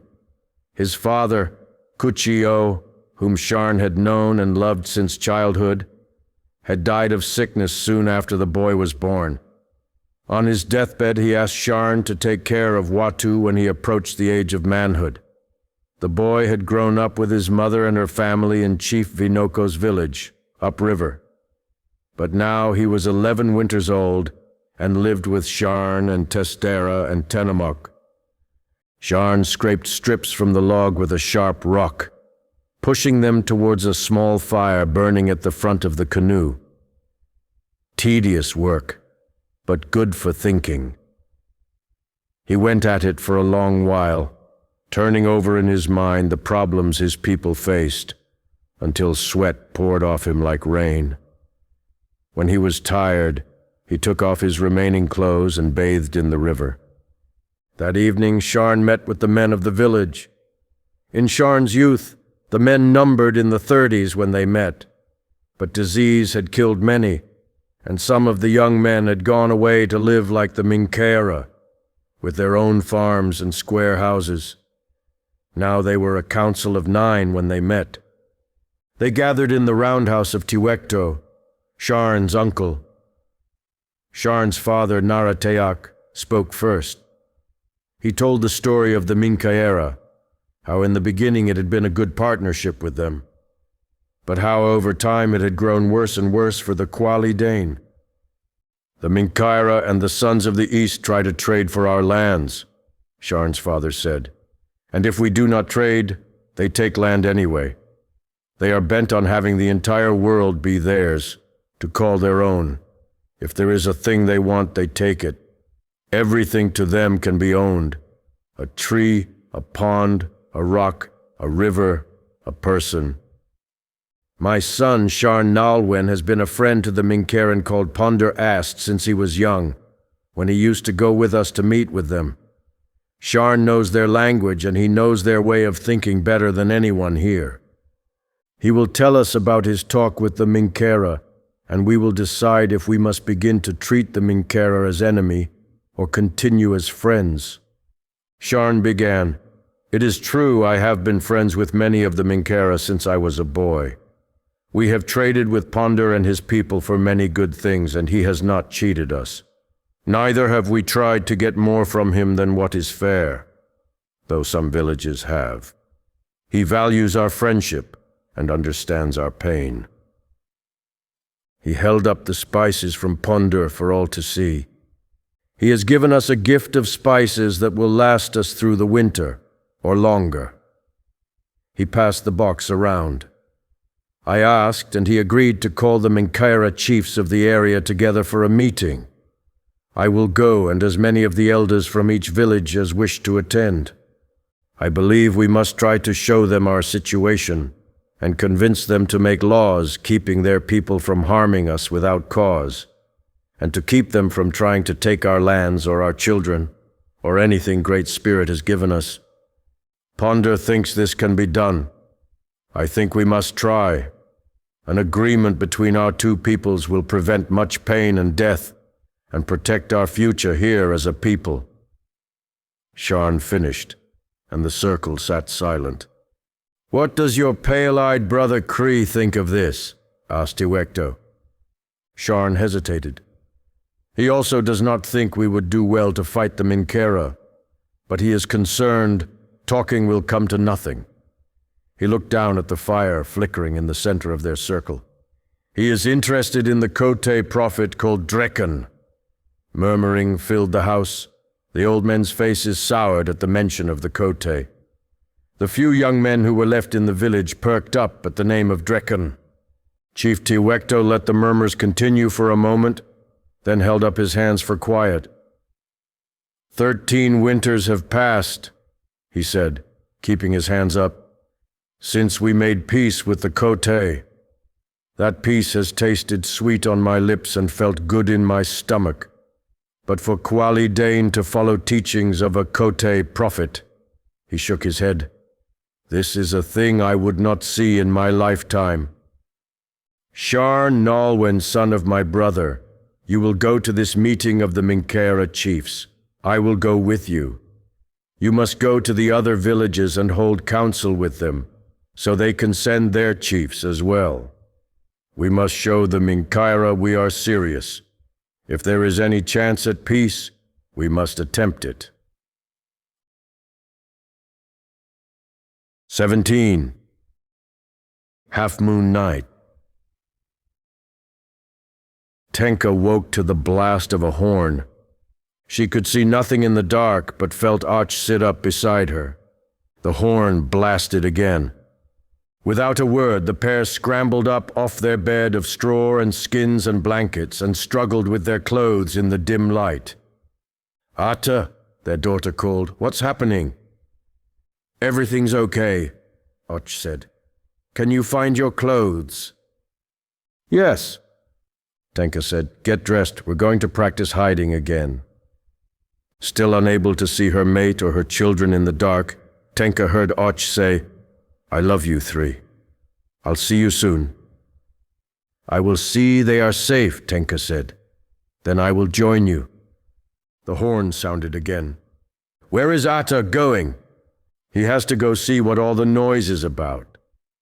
Tenka grabbed her spear, her atlatl, her knives, her sling and stones, and her son. "Stay close, little one," she called to her daughter. The village lay in twilight. The fire still glowed in its pit outside, adding precious little light to an overcast half-moon. Shadowy shapes moved through the village on every level, scuffing along the footpaths and shouting alerts. Another horn blast. They must be close. Tenka saw older children climbing the steps toward the higher levels. "Take these two with you," she said. An older girl of 11 summers stopped and grabbed Tenka's son, then ushered her daughter in among the group. "We have them," the girl said. "Spirits keep you," Tenka said. "Spirits keep you," the girl repeated, already at the top of the steps with Tenka's children. Tenka followed the figures already moving to the edge of the village, readying for a battle. She saw movement in the distance, like the desert was flowing toward them. Great Spirit. Like an angry river, the mob of people out there eddied and swirled around rocks and brush. No talks of peace tonight. This is war. The men of the village formed a loose line ahead, shields ready, while Tenka's fellow hunter warriors streamed in behind them. One of the men hammered the butt of their spear against the ground. Thump, thump, thump. The other men took up the beat. Tenka yipped the war cry and the women joined her. The glorious cacophony raised the hairs on Tenka's neck as the line of enemy warriors rushed in. Och yelled from the middle, "Hunters, throw!" Gripping her atlatl tightly, Tenka pulled back her arm and threw it forward, releasing her spear to join a dozen others thrumming through the air. Attackers fell like beats on a drum. Boom, boom, boom. As the men held their shields and long spears steady, Tenka and her fellow warriors pulled out their slings, loaded them, swung and let fly a barrage of tiny missiles into the oncoming horde. As the slingers reloaded, a wave of arrows flew from the attackers. "Shields!" men yelled, raising shields high to protect themselves and the women behind. On either side, Tenka heard the thuds of arrows piercing shield hide and flesh. The Easterling attackers collided with the line of Rasi men in a crash of spears and shields and tomahawks against arrows and axes and machetes. Tenka flung the second missile from her sling into the nearest attacker. The Easterling fell. In the twilight dimness, everything was jabs, grunts, and the sick smacks of metal and stone invading flesh. Tenka pulled her long knives from their straps and ran at the oncomers. Experienced as she was, Tenka lost track of her fellow warriors. She could not tell one enemy from another, or see any but the one she fought at any given moment. The Easterling men were stronger than she and her sister hunters, but slower, more experienced with farming and bow hunting than fighting at close range. Tenka swung and stabbed, keeping her body tight and low, ducking and sidestepping high swipes from the Easterling machetes. As they did when fighting their own men, Tenka fought against torsos, aiming for heart, lung, gut, and groin in upward and forward thrusts and cuts. A blade slashed her ribs. Already moving sideways, Tenka turned the sidestep into a spin, missing the brunt of the attack, but receiving a clean slice around half her midsection. She fell to one knee and plunged both knives up into the attacker's lower belly as he pulled his blade back for another strike. Tenka rolled out of the way as he fell forward. With a heartbeat's pause in the fighting, she looked for her sisters. She had to get back to her pack, or she would soon be dead and useless to them. She made her way to the knot of fighters where the battle raged fiercest. The men of her village stood in a broken line, fighting man to man. At the break, her hunter sisters had formed a spear point formation. holding ground against the Easterlings. Tenka drove her knives into the back of one enemy, aiming for the kidneys, then pulled her knives free and spun away before he could react. He fell. As she ran past the downed Easterling, another turned toward her, a towering giant of a man. Uh-oh. The giant swung at her. She ducked and felt the air move across her skin as the oversized axe head just missed her shoulder. Great spirit. That big and that fast? He brought the axe back around before she could strike, forcing her back, away from her sisters. Tenka could only duck and dodge, avoiding the giant's attacks but unable to make her own. He shouted down at her, bellowing words with every swing. She only understood a little of their language, but she heard stop and whore, the latter a word Easterling men were endlessly fond of yelling. Tenka found her opening, rolled past the man. He turned to follow her. She thrust both knives upward just under his ribs. He swiped at her again, this time with less power. He fell to his knees. Tenka placed her foot on the giant's chest and ripped her knives from his abdomen. He roared and fell sideways, clutching his torso. Sensing a lull in the fight, Tenka rejoined her sisters. The first rays of sunlight lit the tops of the cliffs in a purple-orange glow. Those of the enemy who could walk fell back to regroup. One of the Easterlings yelled something, and the others began chanting it. They readied their bows, aimed, and loosed a volley of arrows. "Cover!" Tenka yelled. The Rasi around her scrambled behind shields and rocks. The wave of arrows fell like rain. Thunk, thunk, thunk. Tenka watched from the immense tooth-like rock she had slid behind as the Easterlings grabbed their injured from the battlefield and dragged them away. "They're retreating," Tenka heard. "Do we chase?" someone yelled.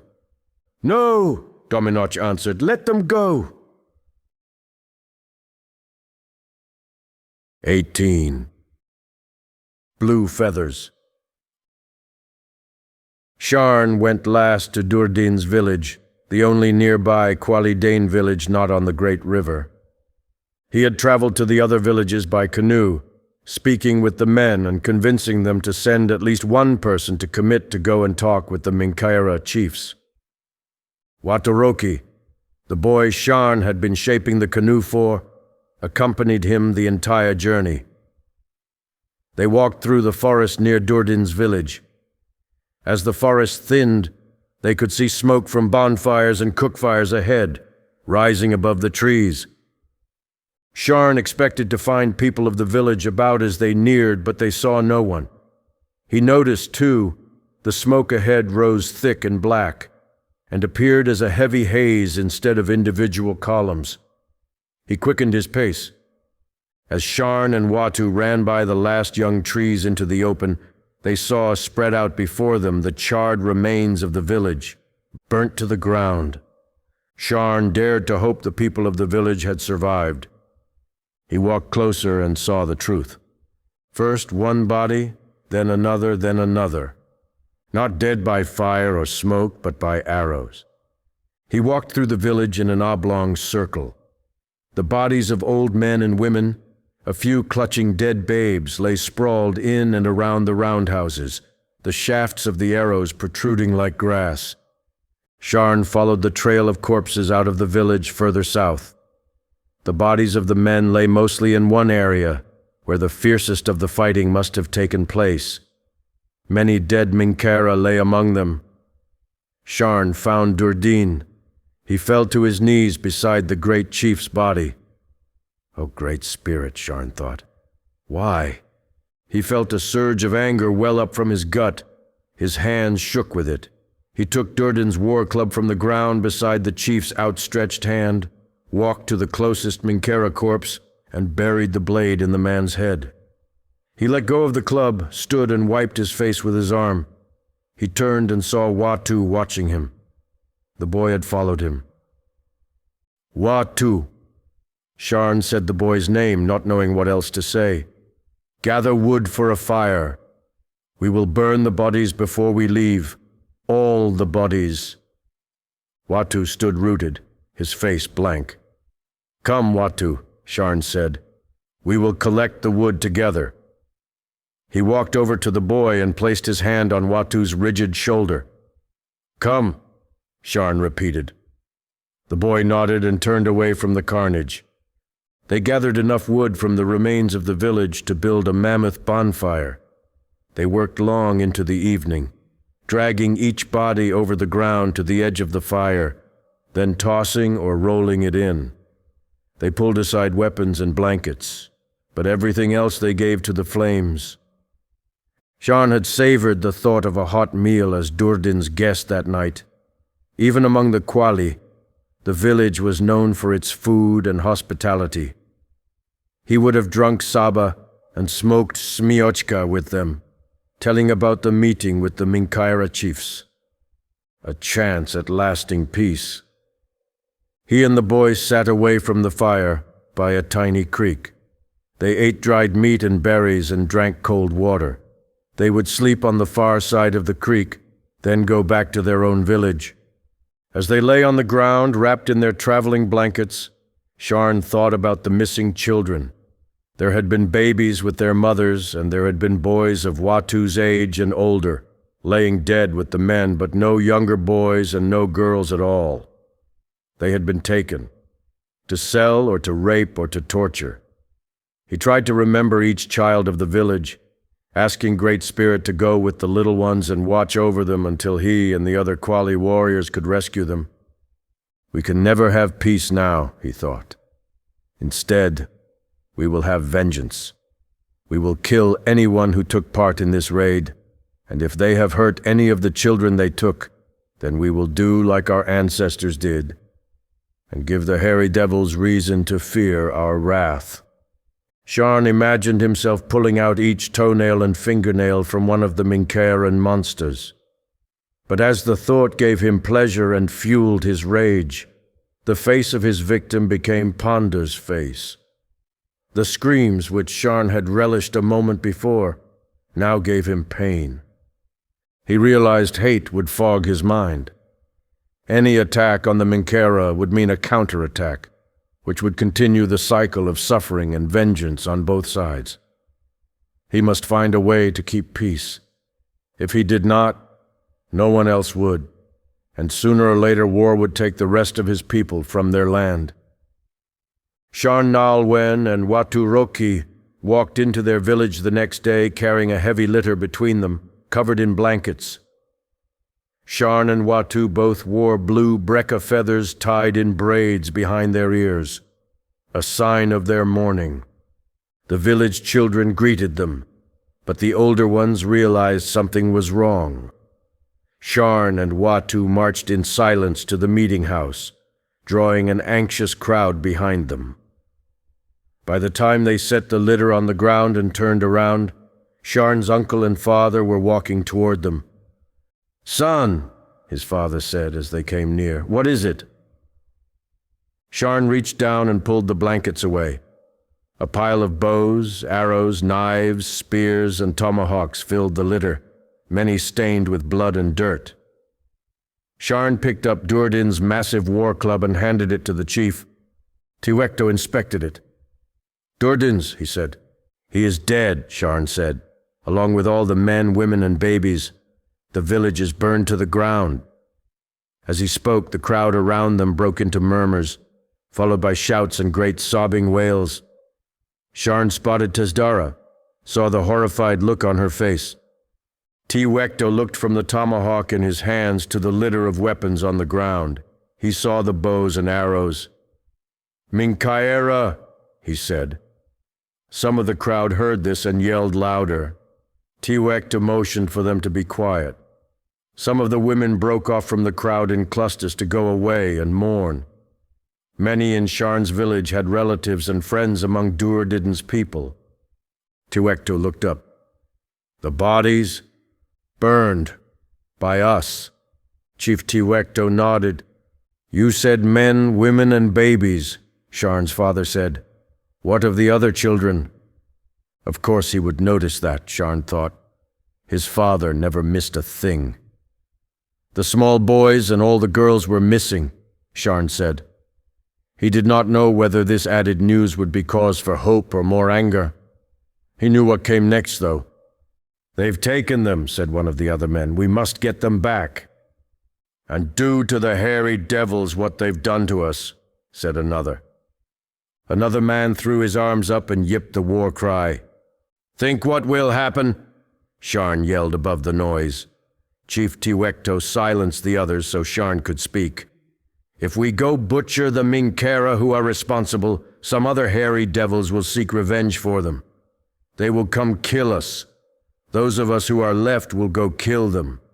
Then others of their people will come kill the rest of us." Some of the men turned away and spat. "You suggest we do nothing?" Sharn's father asked. "Let me go speak with the chief of the men who did this. Last time I was in Durdin's village, I heard where they had gone to retrieve the stolen boy and girl and kill the men who took them. I will go to the same town. I will tell them we will have no more meetings and no peace agreements until the children are returned, along with the heads of the men who attacked the village. If they disagree, then we go do it ourselves." "A coward's way," said one of the men. "The Kuali Dane do not go begging for justice. We make our own. They will never fear us if we do not repay blood for blood." "There will never be peace either," said Tiwekto. "Have we learned nothing from our war with the Kote? Vengeance gives birth to vengeance and all that goes with it. Blood and death and hate. If we want peace with these people, we must give them the chance to make things right." He turned to Sharn. "Go at once. The Kuali Dane will surely make ready for war, and we will be among them. By the time you meet with the Minkaera, we will already be marching. I pray they listen to you." 19. I will go. The day after the battle with the Easterlings, Tenka and Och and the rest of the survivors gathered around the council fire. Uriah stood first to speak. She was the oldest hunter, well respected and liked by all. "The Easterlings are a problem we can no longer ignore," she said. "Yesterday we won, but next time we may not. Their numbers grow day by day while ours do not. If we want our children and our children's children to continue life here in the lands of our ancestors, we must be rid of the foreigners, else they may become powerful enough to be rid of us. I call for a vote of war." Most of the hunters raised their arms and cheered. Some of the old men and women grumbled aloud while others whispered to one another. Many said this would happen. Many insisted this should happen. But there were naysayers too, who viewed any large war against the Easterlings as hopeless, and something their tribe should not concern itself with. One of the old men, a man of war in times past, raised his hand. He spoke with a quiet and quavering voice. "Dominoch knows my heart on these matters. He will speak for me." He lowered his hand and nodded to Och. Tenka's mate stood up beside the old man. "This talk has been heard around this council fire many times from my father's time until now. Each time we have decided against a war with the Easterlings. We never fight them unless we must. We no longer attack their settlements unless provoked, and until now, they have not attacked our village. If we go to war now, we will lose many warriors. Forever. But for every 10 they lose, 100 more will come to replace them.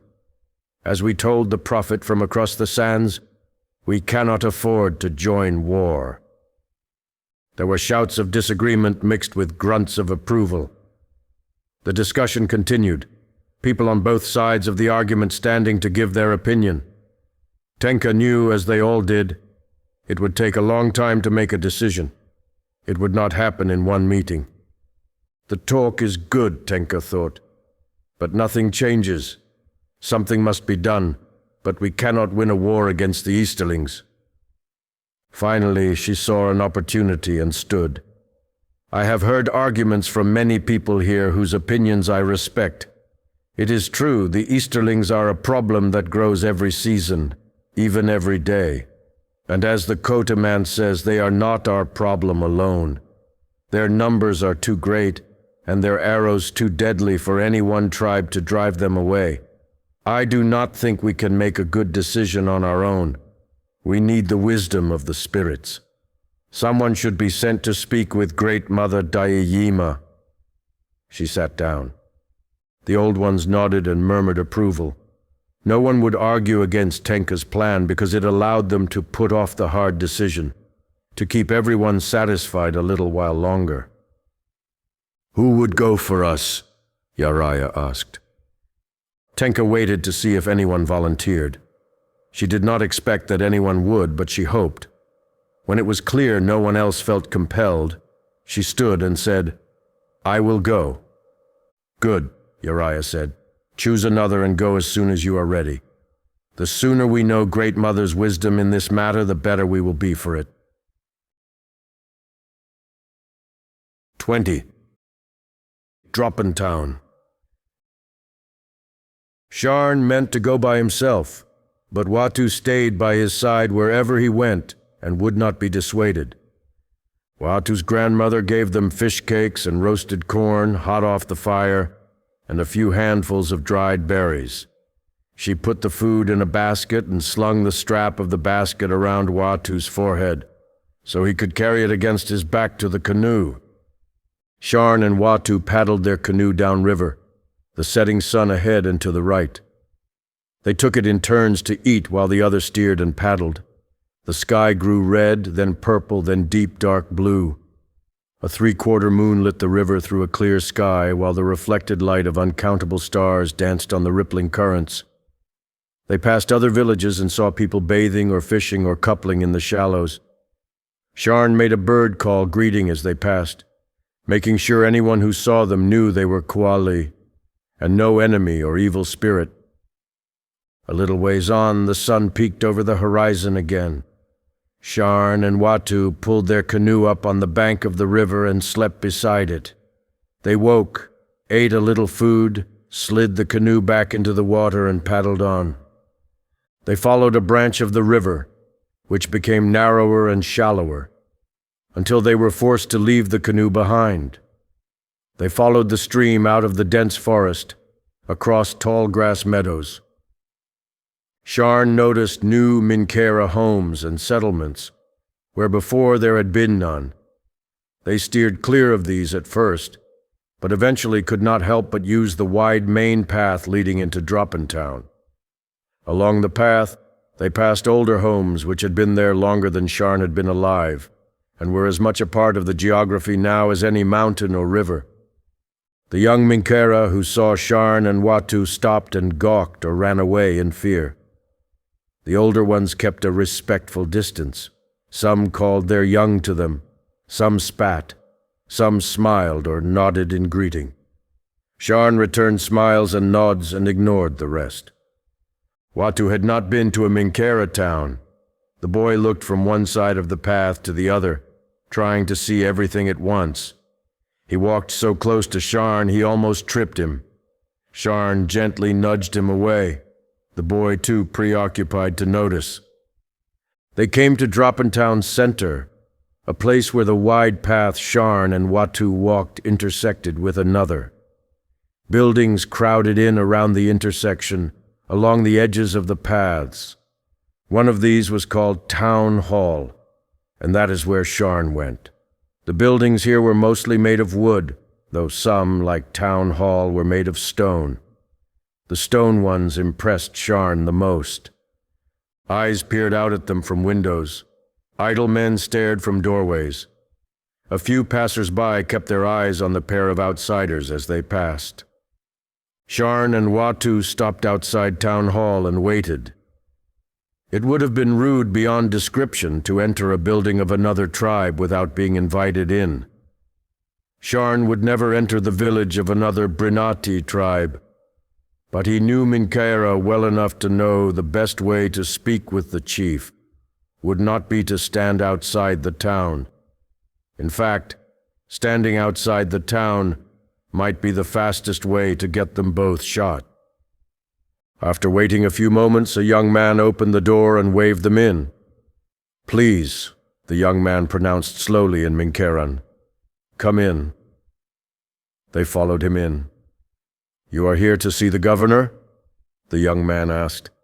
Yes, Sharn said in fluent Minkaeran, as soon as possible. The young man looked surprised. Wait here, please. He walked up a stairway and out of sight. Sharn had learned there were different kinds of Minkaera. The farming kind who crept further and further inland, chopping down trees, furrowing fields, building pens to keep livestock. Those were a different kind than the ones who lived in a town like this. The townspeople dressed differently than farmers, talked a little differently, and were in equal measure more afraid of and more intrigued by the Quali Dane.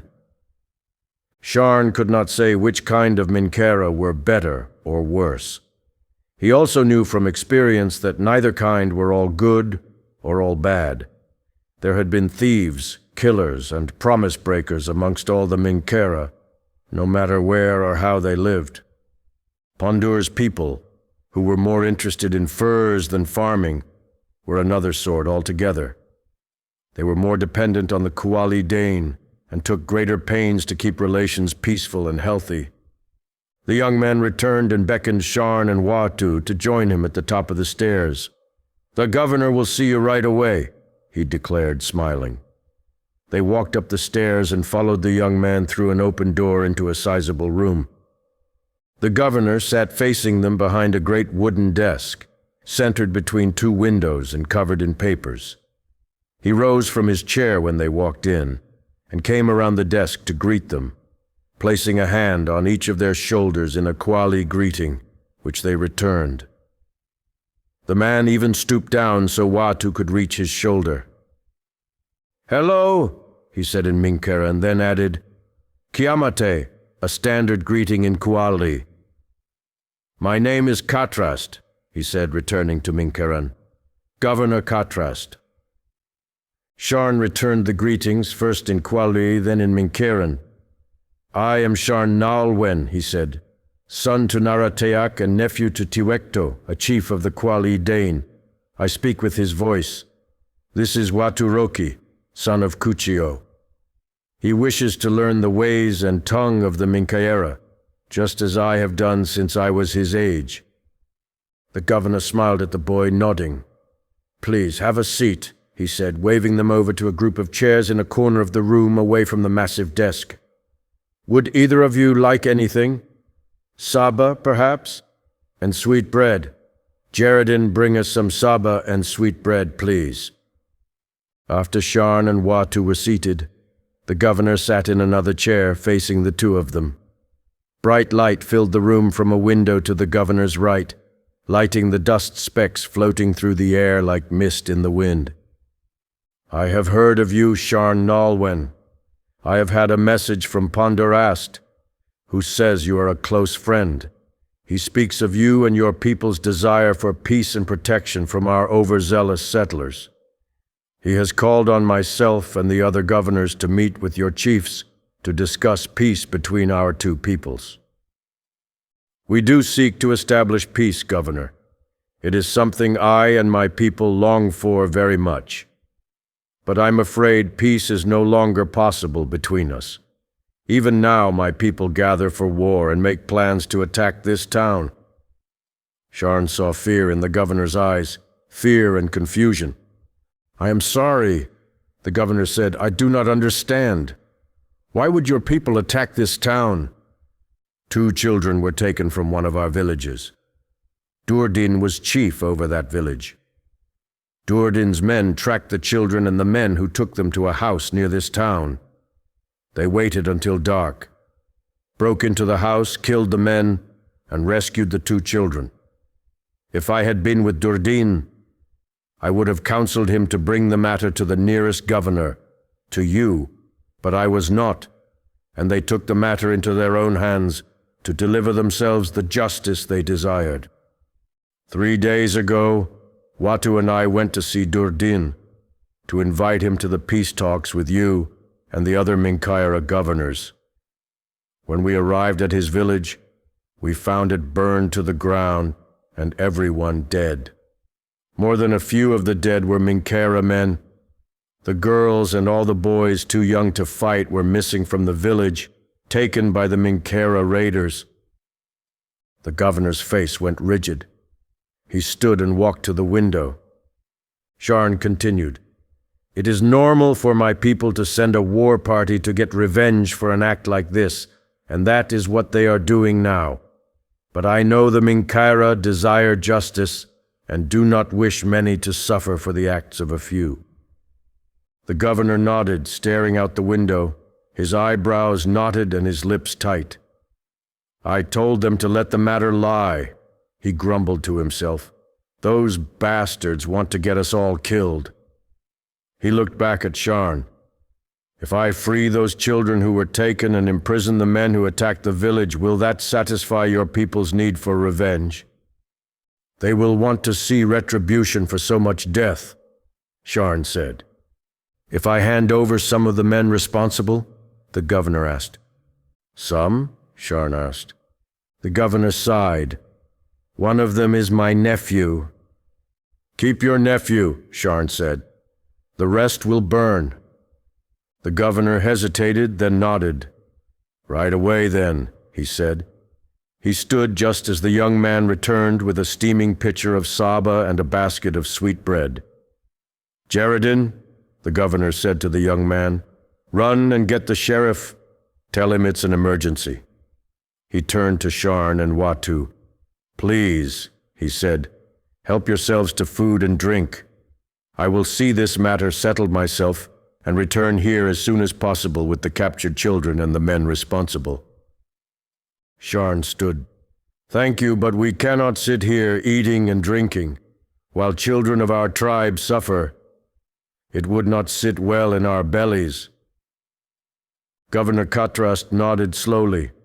"Of course," he said. "I cannot ask you to stay then, but please go to your people and tell them we are freeing the children of their kin so they do not attack in their haste for revenge." "Watu will go," Sharn said. He turned to the boy and spoke in Quali. "Can you meet the war party and tell them the governor and his men and I are going to free the children and bring justice to the men who took them?" The boy nodded. "Tell them to hold off the attack. If something happens to me and the governor does not keep his word, then attack, but not until they know for sure. Once you are outside the town, keep to the woods and out of sight. Do not let the Minkaera settlers see you. Can you do this?" Watu nodded again. "Go with great spirit," Sharn said. Switching back to Minkaeran, he said to the governor, "He will take the message. I will come with you." "Very well," the governor said. He led them out of the room and down the steps. Sharn watched Watu leave the building and asked Great Spirit to look after him. Jaredin returned then, followed by a man even older than the governor. The man wore Minkaeran clothes but a Kuali poncho over them and moccasins on his feet. He carried a long knife on his belt like the Kuali Dane, but a Minkaeran bow and arrows at his back. The man greeted the governor, then Sharn. "Sheriff Starsden," the governor said, "how many men can you call upon?" "Right now," asked the sheriff. "6, I guess, if I round up everyone in town. Twice that, if you include the close farms." "How long?" Sheriff Starsden thought for a moment. "Not long for the townsmen. Maybe an hour more for the farmers." "No time," said the governor. "Are any of your men in town connected with McClure and his gang?" The sheriff thought. 2, I guess. "Get the other 4 then. Do not tell them why. Meet us on the south side of town. Jaredin grabbed bows, arrows, and swords from the back room for you and I both. Then come with us." The sheriff left, and Jaredin soon returned with weapons. Governor Katrast, Jaredin, and Sharn made their way south, out of town. Not long after, they were joined by the sheriff and his 4 men, all armed. Together, the 8 men marched toward the captured Quali children and the Minkaera who had destroyed and slaughtered their whole village. 21. Expected travelers. Morning found Tenka and Ji in a canoe paddling in silence. Tenka had left her children groggy with sleep. "Goodbye, Amma," the oldest said. "Come home soon." Tenka had tucked a blanket in around them. "Go back to sleep," she had said. "Be good for Atta." They did not know where she was going or why. They were as used to her leaving them as they were to water flowing in the river, or Vinli stew at mealtime. Ji had to leave her mate, Quatanasi, a strong young farmer, quiet and level-headed. They had been joined at the first sun of spring, and Ji had been on every hunt since. Now, a journey to see Great Mother. The other women had families, children. Ji was unique among the tribe, a full-fledged hunter with no children. Tenka would have preferred someone else to accompany her, someone a bit older and more experienced, one of the women she was used to traveling with, but better for them to stay home with their children and mates until the next hunt. As if she could feel Tenka's thoughts dwelling on her, Ji looked over her shoulder. "How long?" she asked. Tenka shrugged. "A day to get there, a day to return. They will expect us to stay at least 2 nights. "We just got back," Ji said. "Why would you volunteer?" "Someone had to go." "Anyone could have gone. It didn't have to be you. All of us have been out hunting. It would have been just as bad for anyone else." "I would have had to go no matter, I guess." "Yes. Twice cursed. First with an empty womb, second to be sent on every hunt, every journey because of it. How am I to fill the womb if I am never home?" "Patience, young one. Your womb will not dry for a great while. Many things seem unjust in the moment, but Great Spirit often has purposes we do not see until we can look behind us from some distance." Ji set her jaw and remained silent. She has no ears to listen, Tenka thought. She too was young once. She too had felt every day without a child growing inside was one more day added to her shame. One more day she did not prove herself able to add to the tribe. Only Great Spirit knew how insufferable she might have become had she not borne children as soon as she had. Ahead, the river grew rough. They stopped and dragged their canoe onto a pebbly shore. They would walk the rest of the way. The 2 women mixed water with ground piño nuts, slurped the piño mash from dried gourd bowls, filled their skins with fresh water, laid down to rest, got up, returned to the path.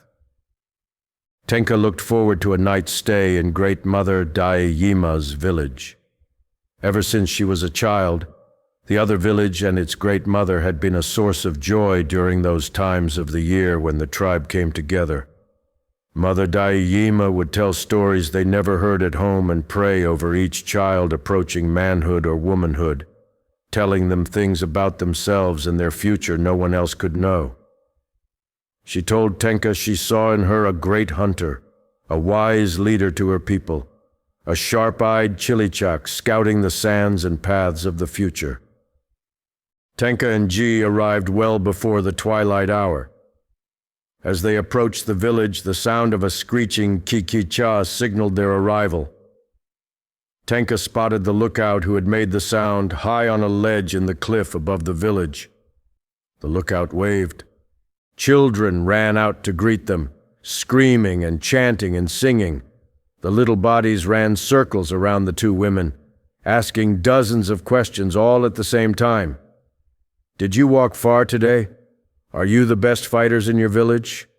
How many warriors have you killed? Did you come because Great Mother called you?" "Give us space," Ji said, running at the children with her hand up as if to smack them. They scattered, sprinting away and laughing. "Leave her, children," Tenka yelled.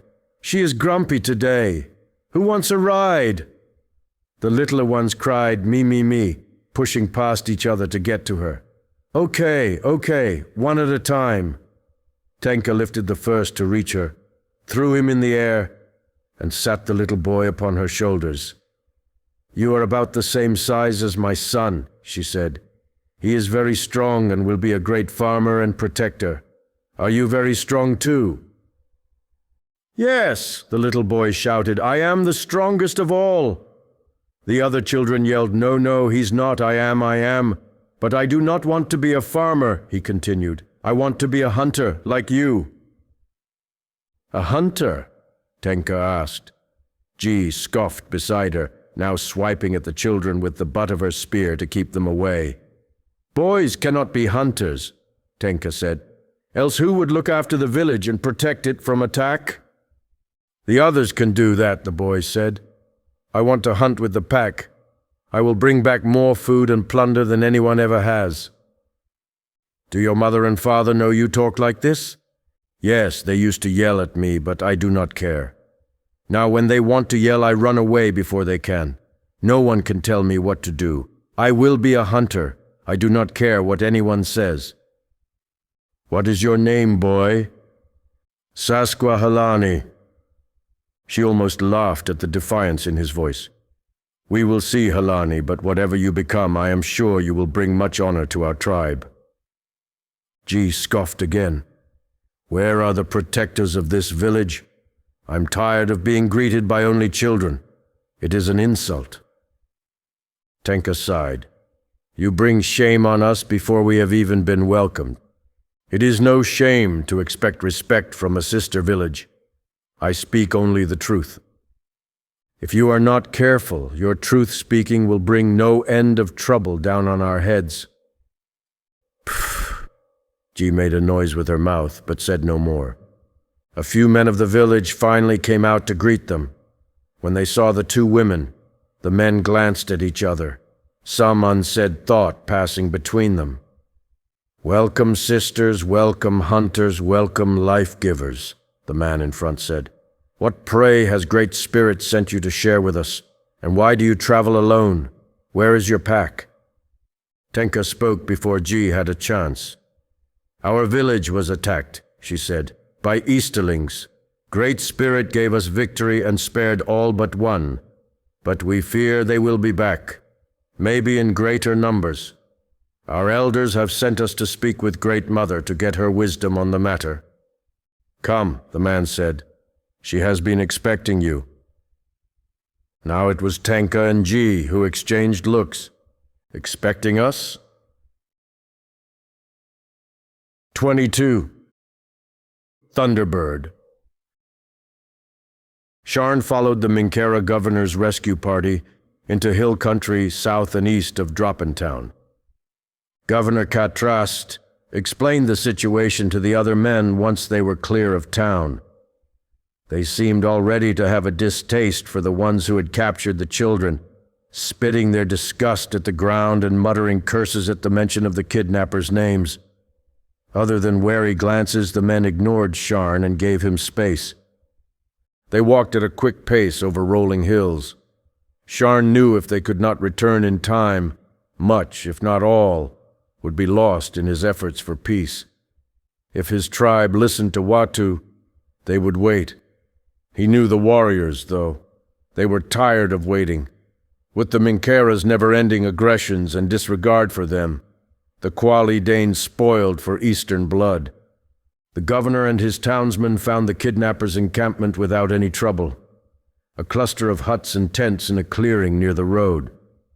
Sharn noticed a man ambling through the makeshift village, carrying firewood, lolling from side to side as he walked. A few other men slept on the ground, hats over their faces. "Drunk," whispered the sheriff.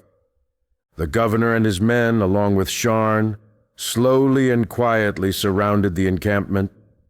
Sharn's companions made more noise than he liked, but the drunkards in the camp would not have heard even a stampede of Keopi, so it did not much matter. Once in position, the men waited for the sheriff to give the signal.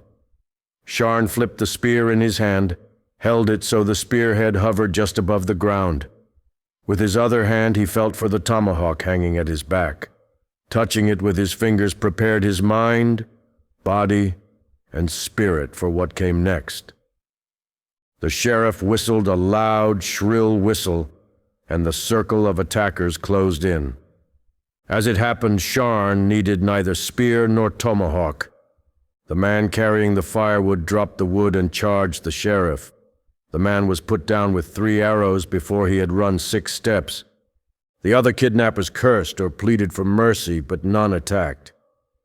Sharn found the children tied up inside a large hut, faces bruised and thin, but otherwise alive and uninjured. Even the young women seemed mostly unharmed, except one found in a separate tent. She backed away from any who approached, even Sharn. He opened the tent flap so she could see the captured men, lying on the ground, hands tied behind their backs. Before anyone knew what she was doing, the young woman grabbed a Minkaera axe from outside the tent, ran to where the kidnappers lay, and began hacking into the back of one of them. The man screamed for help, his blood making a rainbow in the air with every upward swing of the axe. "No!" Governor Katrast shouted from the other side of the camp. "Stop her!" Sharn did not move. He did not wish to interfere with the young woman's quest for justice, and it was too late to help the man now anyway. The sheriff ran to the young woman, yanked the axe out of her hand, threw it aside. She continued hammering her fists down on the kidnapper's bloody back. His body convulsed, but he had gone silent. The sheriff turned toward Sharn. "The governor's nephew," he said. Sharn approached the young woman, put his hand on her shoulder. Having poured out her rage, she deflated at his touch. He pulled her up to her feet as Governor Katrast arrived, breathless, staring daggers at the young woman, then at Sharn. The governor fell to his knees beside his dead nephew. Sharn led the young woman away and bid her help untie the rest of the children. She stood like a statue, but returned to herself when one of the little girls called to her. The unbound children flocked to Sharn like hatchlings to a mother Chokwi, shying away from the Minkaera men. The governor stood and left his dead nephew. He walked to Sharn with a pale face and cold eyes. His voice, ragged and drained, asked, "Where shall we take them to meet your people?" "The main road," Sharn said, "north of town." "Let's go," the governor said to his men. The sheriff yelled, "Get them on their feet." The other members of the rescue party pulled the kidnappers who were still alive onto their feet and into a line. "The dead?" the sheriff asked the governor. "Do the best you can," the governor said. "We'll send someone back later." The sheriff looked at the governor's assistant. "Help me wrap them up, Jaredin."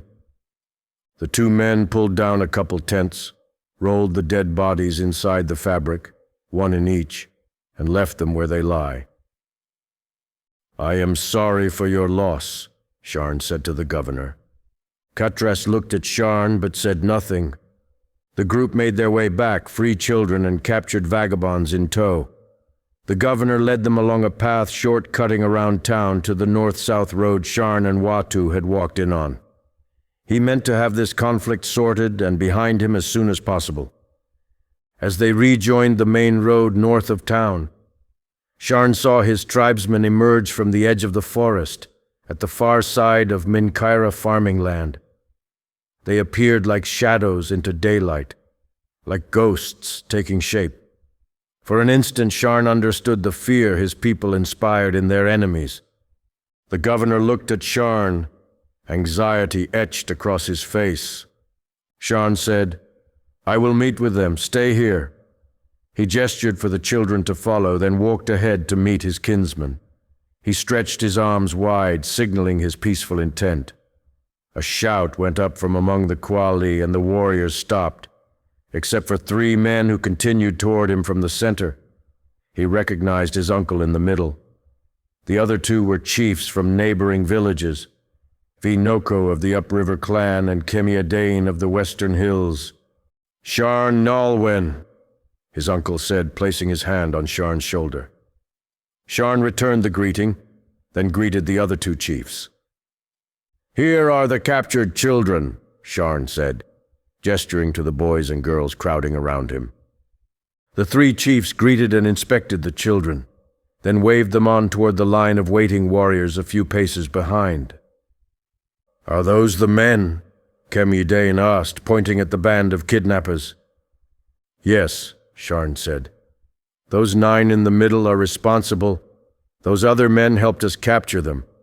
That one there is the chief of the town. His name is Katrast. He wishes for peace." Vinoko spat. "Peace," he said. "Does he think one act of justice will cover over 100 evil acts against us?" "He did not know these men had done this thing," Sharn said. "They acted on their own, like when the young men of your village went on a raiding party against the Minkaera river town and caused you all that trouble." Vinoko narrowed his eyes, then looked away and grunted. "What of the interlopers?" Sharn's uncle asked. "The Minkaera chief will give them to us. 2 are already dead. 1 was a relative of the chief." Vinoko spat again. "How many of my relatives have I lost because of them?" Kemydane said, "I would speak with the chief." Sharn nodded, then walked back to the group of Minkaera men. Choosing his words carefully, he spoke to Governor Katrast. "The chiefs of the Quali Dane would like the honor of your presence in their war council." The governor hesitated, then nodded and returned with Sharn to where the 3 chiefs stood waiting. They greeted the governor, and he returned the greeting. Chief Tiwekto spoke first. "My nephew tells us you have been eager to bring justice to the fallen people of our tribe, Chief Katrast." "Yes," the governor nodded when Sharn finished translating. "I do not wish any animosity between our 2 peoples." Sharn translated this back to the Quali chiefs. "That is an easy thing to say when the war party marches on your town," Chief Kemydane said. "But we have not seen the same eagerness in the past when our people have been harassed and our villages raided and our treaties broken." Katrast swallowed. "I know relations have not always been good between our peoples," he admitted. "But I have ever tried to do my part to keep peace and order in these lands. Sometimes some of our people act on their own." As the governor spoke, a sound like deep thunder rumbled through the cloudless blue sky, drowning out his words. The air trembled and the ground shook, and every eye shot up toward the sky. In the confusion, the kidnappers broke away from their captors. The sheriff drew his bow and shot one in the back. Vinoko dispatched 6 warriors to run after the others. Sharn felt a hand grab his shoulder, heard his uncle beside him shouting orders of retreat to the Quali warriors, many already running for cover. Sharn's attention turned to a colorless monster, soaring like a bird on the horizon. It shook the sky and left a trail of cloud in its wake. "Thunderbird!" he heard someone yell. Others took up the call as they ran. "Thunderbird! Thunderbird!" Sharn turned and followed the others to the forest, glancing over his shoulder as he ran. Once behind the tree line, he stopped and watched. The flying creature was bigger now, closer. It flew straight at him.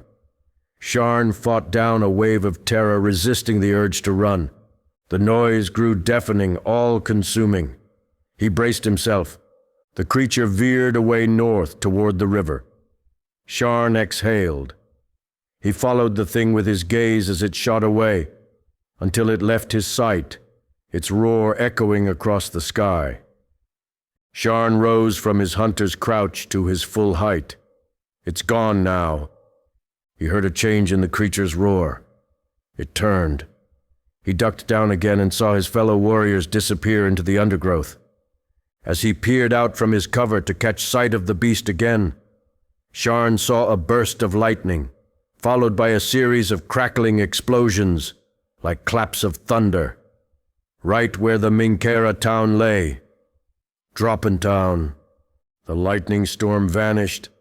Thunderbird, what else could it be now, flew past the path of smoke and fire it had created.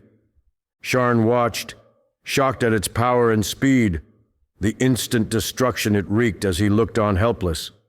He heard its rumble in the distance. He wanted to run to the town, but fear of Thunderbird's return held him in place. It circled back, flying slower this time. The giant spirit bird stopped in midair, hovered for a moment, then lowered onto an empty patch of ground close to Sharn and the other warriors. It did not fold its wings, but kept them outstretched, breathing a gust of wind as it settled, which flattened the grass around it and bent nearby trees. Thunderbird's grumbling quieted. Then the hard gray skin of its belly parted and peeled open and fell to the ground. The scab of skin formed a bridge from the ground up to the gaping hole now visible in the spirit bird's underside. A figure like a man emerged from Thunderbird's belly. It stretched its arms wide, looked around. As Sharn watched, transfixed, the figure turned and marched toward he and the other Qualidane. It moved like a man, but its skin shifted and swirled like drifting clouds, white and silver and gray, which made the figure difficult to see clearly as it walked. It was like seeing the sky reflected in a pool of water, the shape of a man. A voice boomed across the field, maybe coming from the walking cloud, or maybe coming from Thunderbird. It said in strangely accented Quali, "No fear, my brothers. I am Twegotch, all-powerful spirit of sky and wind and rain and lightning, avenger of your people.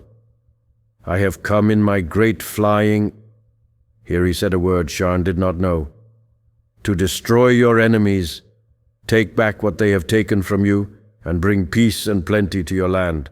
Starting today, a new age is upon you, the age of Twegotch." Sharn heard gasps and mutterings all along the tree line. "Who is chief over your people?" the voice asked. The Koali, still hiding in the trees, looked for one of the three chiefs who had spoken with the governor. Gradually, all eyes fell on Sharn. As nephew to the chief by birth and diplomat by experience, the others silently chose him as their representative to this spirit who had just destroyed a whole Minkaera town in the beat of a heart. Sharn stepped out from behind the brush. "Tiwekto is chief of our village," he said. "I am his nephew, Sharn'nalwen." Sharn kept his gaze downward, unsure of how to address Sky Spirit. In the stories, heroes were careful to show respect to the spirits, but not at the expense of their own dignity.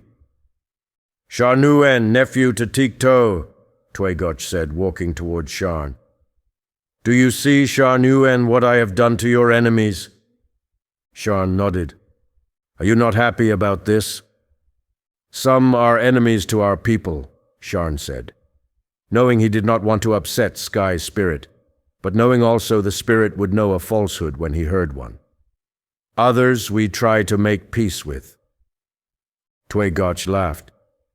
"Do you know the way to truly ensure peace, Sharn'nalwen?" Sky's spirit made a fist with one hand and pounded it into his other hand. "Force," he said. Sharn did not expect this from Twegotch. Sky Spirit brought violent thunderstorms, yes, but also soft rains, hard winds, but also gentle breezes. Maybe Sky Spirit was moody, as some claimed, and this was his thunderstorm mood. "We will dominate your enemies, Sharn'nalwen. Then we will make peace, not ask for it." "You will take away their choice?" Sharn asked. "We will give them this choice, peace or death. That will be their choice." Sharn stared into Sky Spirit's blank, reflective face. No eyes, no nose, no mouth, just a round, smooth surface, like one of Testara's smooth, round stones. "And you, Sharn'nalwen," Twegotch said, "will be my voice to your people and to your enemies. You will be my voice to them and their voice to me. Together we will remake the world, right all the wrongs, and heal the hearts of your people forevermore." 23. Great Mother. The men who had greeted them led Tenka and Ji through the village, up stone steps to the second terrace, then up more steps to the third and highest terrace. They followed a rambling and crooked path up to a cave high in the canyon wall. The men stopped and stood aside just outside the cave opening. "We cannot go in," they said. Tenka and G left the men and proceeded into the cave. Parts of the floor had been chiseled flat, and the ceiling had been chipped away in some places. Otherwise, it seemed unchanged from its natural state. Deeper in, the cave narrowed to a tunnel.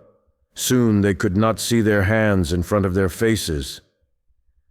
Tenka reached out to feel the tunnel walls and continued at a careful pace. "Have you been here before?" G asked in the darkness. "No, never." The tunnel dove downward for a stretch, then curved, then ramped up again. They walked slow, hoping the floor would not trip them or open up to swallow them whole. It seemed to Tenka her eyes conjured color in the darkness. "Is that light?" "I think so," G said. "Come," echoed a voice up ahead. "You are almost here." Soon they detected the dimly lit shape of the tunnel. Then etched lines in the floor and pockmarks in the walls. What had seemed at first a trick of the eyes grew from a splotch of color to a wall bathed in dusty orange light. It was not a dead end, but a sharp turn in the tunnel. And then, blindness. Tenka stopped and shielded her eyes. G ran into her.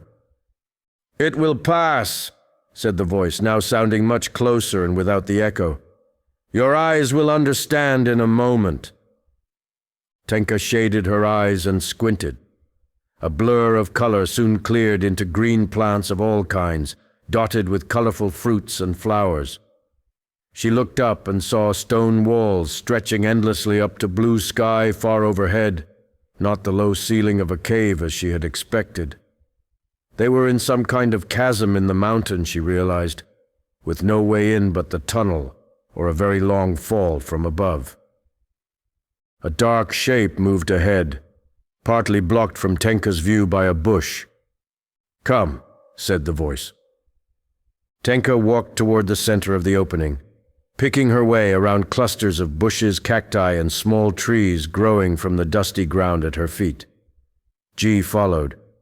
The moving shape became a young woman stoking a fire. Next to the fire, reclining on a pile of rugs, laid a very old woman, still the oldest woman Tenka had ever seen. "Greetings, Mother Daiyima," Tenka said, bowing as she walked. G echoed her greetings, adding, "They said you were expecting us." "Yes," said Great Mother. "Come, sit."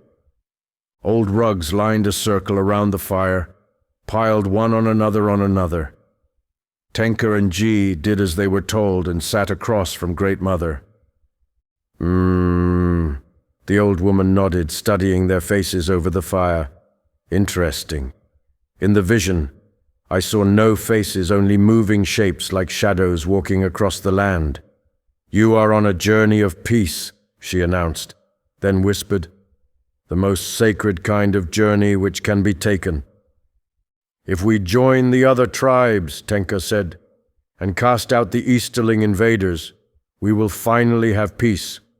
"No!" Great Mother slapped her hands together, then wagged her finger. "There cannot be peace between old Brinaatii only. Peace can only come between all Brinaatii, new and old, together, one." She interlocked the fingers of her leathery hands to form a big two-handed fist. G said, "But when we find Drekken..." "Drekken? Pfft, they call him prophet, but the man misunderstands his purpose." "Great Mother," Tenka said, summoning all the patience and respect she could muster, "the Easterlings attacked our village." "Yes, we know. Do not talk to us in that appeasing tone like we are children, or else we will tell young Helper to hit you with her fire poke. She is the strongest girl in the village." The young woman did not acknowledge the comment. She had set a pot of water on the hot coals of the fire, and now dropped a handful of dried leaves in it. "How could you know?" Tenka asked. "No word has been sent. The battle has only just occurred, 2 days past. Are we not called Great Mother? Have we not been given dreams of these things? Trails in the sky, people wrapped in cloud, stars falling from heaven like rain. All these and more Great Spirit has shown us. And you, a pair of messengers on a journey of peace, have we not seen all this and more? What is the... G started. Mother Dayima held up her hand. Saba first, she said. And names. We remember the faces that belong to the names, but the names fly from our mind like birds on the breeze. As if to a very old person who has forgotten everything, Tenka said, I am Keten Tenka. Again with that appeasing tone, Great Mother said. She inhaled deeply. Keten Tenka, yes. Wind Hunter. Given that name because of the tornado on the day of your birth which came very near your village. A sign maybe, or just a thing that happened? And you? Dare G, G said. Spear thrown true. Named for a hope which has become a fact. Is it not so? But remember, little one, there are things which can be thrown true besides spears, and sometimes the spear not thrown is the truest spear of all. G sighed loudly, exchanging glances with Tenka. G was the embodiment of skepticism, lips tight, eyes half closed, one eyebrow raised. Great Mother continued weaving her basket while her young helper stirred the pot of water. The smell of Saba filled the garden. To avoid laughing at G's frustration or growing angry at her disrespect of a Great Mother, Tenka looked away and let her eyes wander. She had heard tell of this place many times since she was a child. Her people called it Suwiko, the dreaming place where only women were allowed and only when invited by a Great Mother, where spirit energy was strong. The water boiled. The young woman took the pot away from the fire, let it cool for a moment, then poured the leaf-steeped liquid into 4 dried gourds. She bowed her head in silence, then carried the gourd cups one at a time to each of the women, leaving one on the sand for herself. Tenka took her cup, closed her eyes, and let the steam bathe her face. She fanned the steam over her head to cleanse her thoughts, then drank a mouthful of the scalding Saba. What would you have us do? She asked. Great Mother seemed not to hear. She continued weaving, set her basketry down to accept her cup when it came. She held the cup up, pursed her lips, and blew into the steam. She blew steam at G, then at Tenka, then drank. It is not what we would have you do, Great Mother finally said. You must do what you have been sent to do. Tribe speaks, hunter listens. Does not matter whether hunter hunts prey or hunter hunts peace. Tribe decides, hunter does. We were sent to speak to you, Tenka said, to find out whether to join the war against the Easterlings. That is what our village sent us to learn. No, Great Mother said, closing her eyes. You are only thinking of the fish. Think of the river. You were not sent for an answer. You were sent for a question. Tenka felt G beside her, fidgeting in frustration. If not an answer, Tenka said, then what question do you give? What is peace worth? G spoke up. We would die for our village and our tribe, every one of us. No! Great Mother's eyes shot open. You would die for your people. The Easterlings would die for their people. Every person dies for their people. Then who is left? All are willing to die, so all die. This is how we have always lived, G said. We protect our people, we hunt for our people. The spirits chose and favor our people. Great Mother sighed. You, child, have no ears to hear my words. But you, she looked at Tenka. Keten Tenka of the Rasi, hear what I have to say. You have been sent to find peace for your people. You will not return home now. You will continue north. When you find what you seek, this war you speak of will already be over. Then you must decide how to make the peace your village desires. Tenka felt her heart stop. Not return home? Continue north? She opened her mouth to speak, but Great Mother spoke first. I have said all I will say. Ask no more questions. Finish your Saba, then go. Do not linger even one night. Your journey must begin with all haste. Great Spirit has shown me these things, and I have spoken them to you. This thing is in your hands now, hunters. Young Helper will see you out. Great Mother, Tenka began. I have said all I will say. But what? Ji started. Can you not hear, child? Great Mother asked. Ji made a noise but said no more.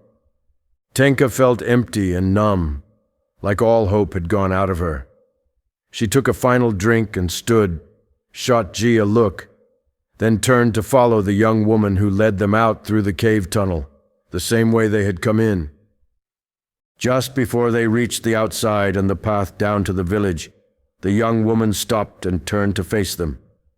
Tenka saw the woman as a shadow, outlined by sunlight streaming into the cave. The woman held up her hands, placing one on Tenka's forehead and the other on Ji's. She whispered words they could not hear, then grabbed Tenka's head between both her hands and pulled Tenka toward her. She kissed Tenka on the forehead and said in a strong, quiet voice, Keten Tenka of the Ratsi, you are peace hunter. She did the same to Ji.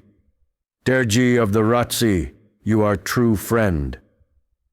The young woman closed her eyes and stood, still as a statue.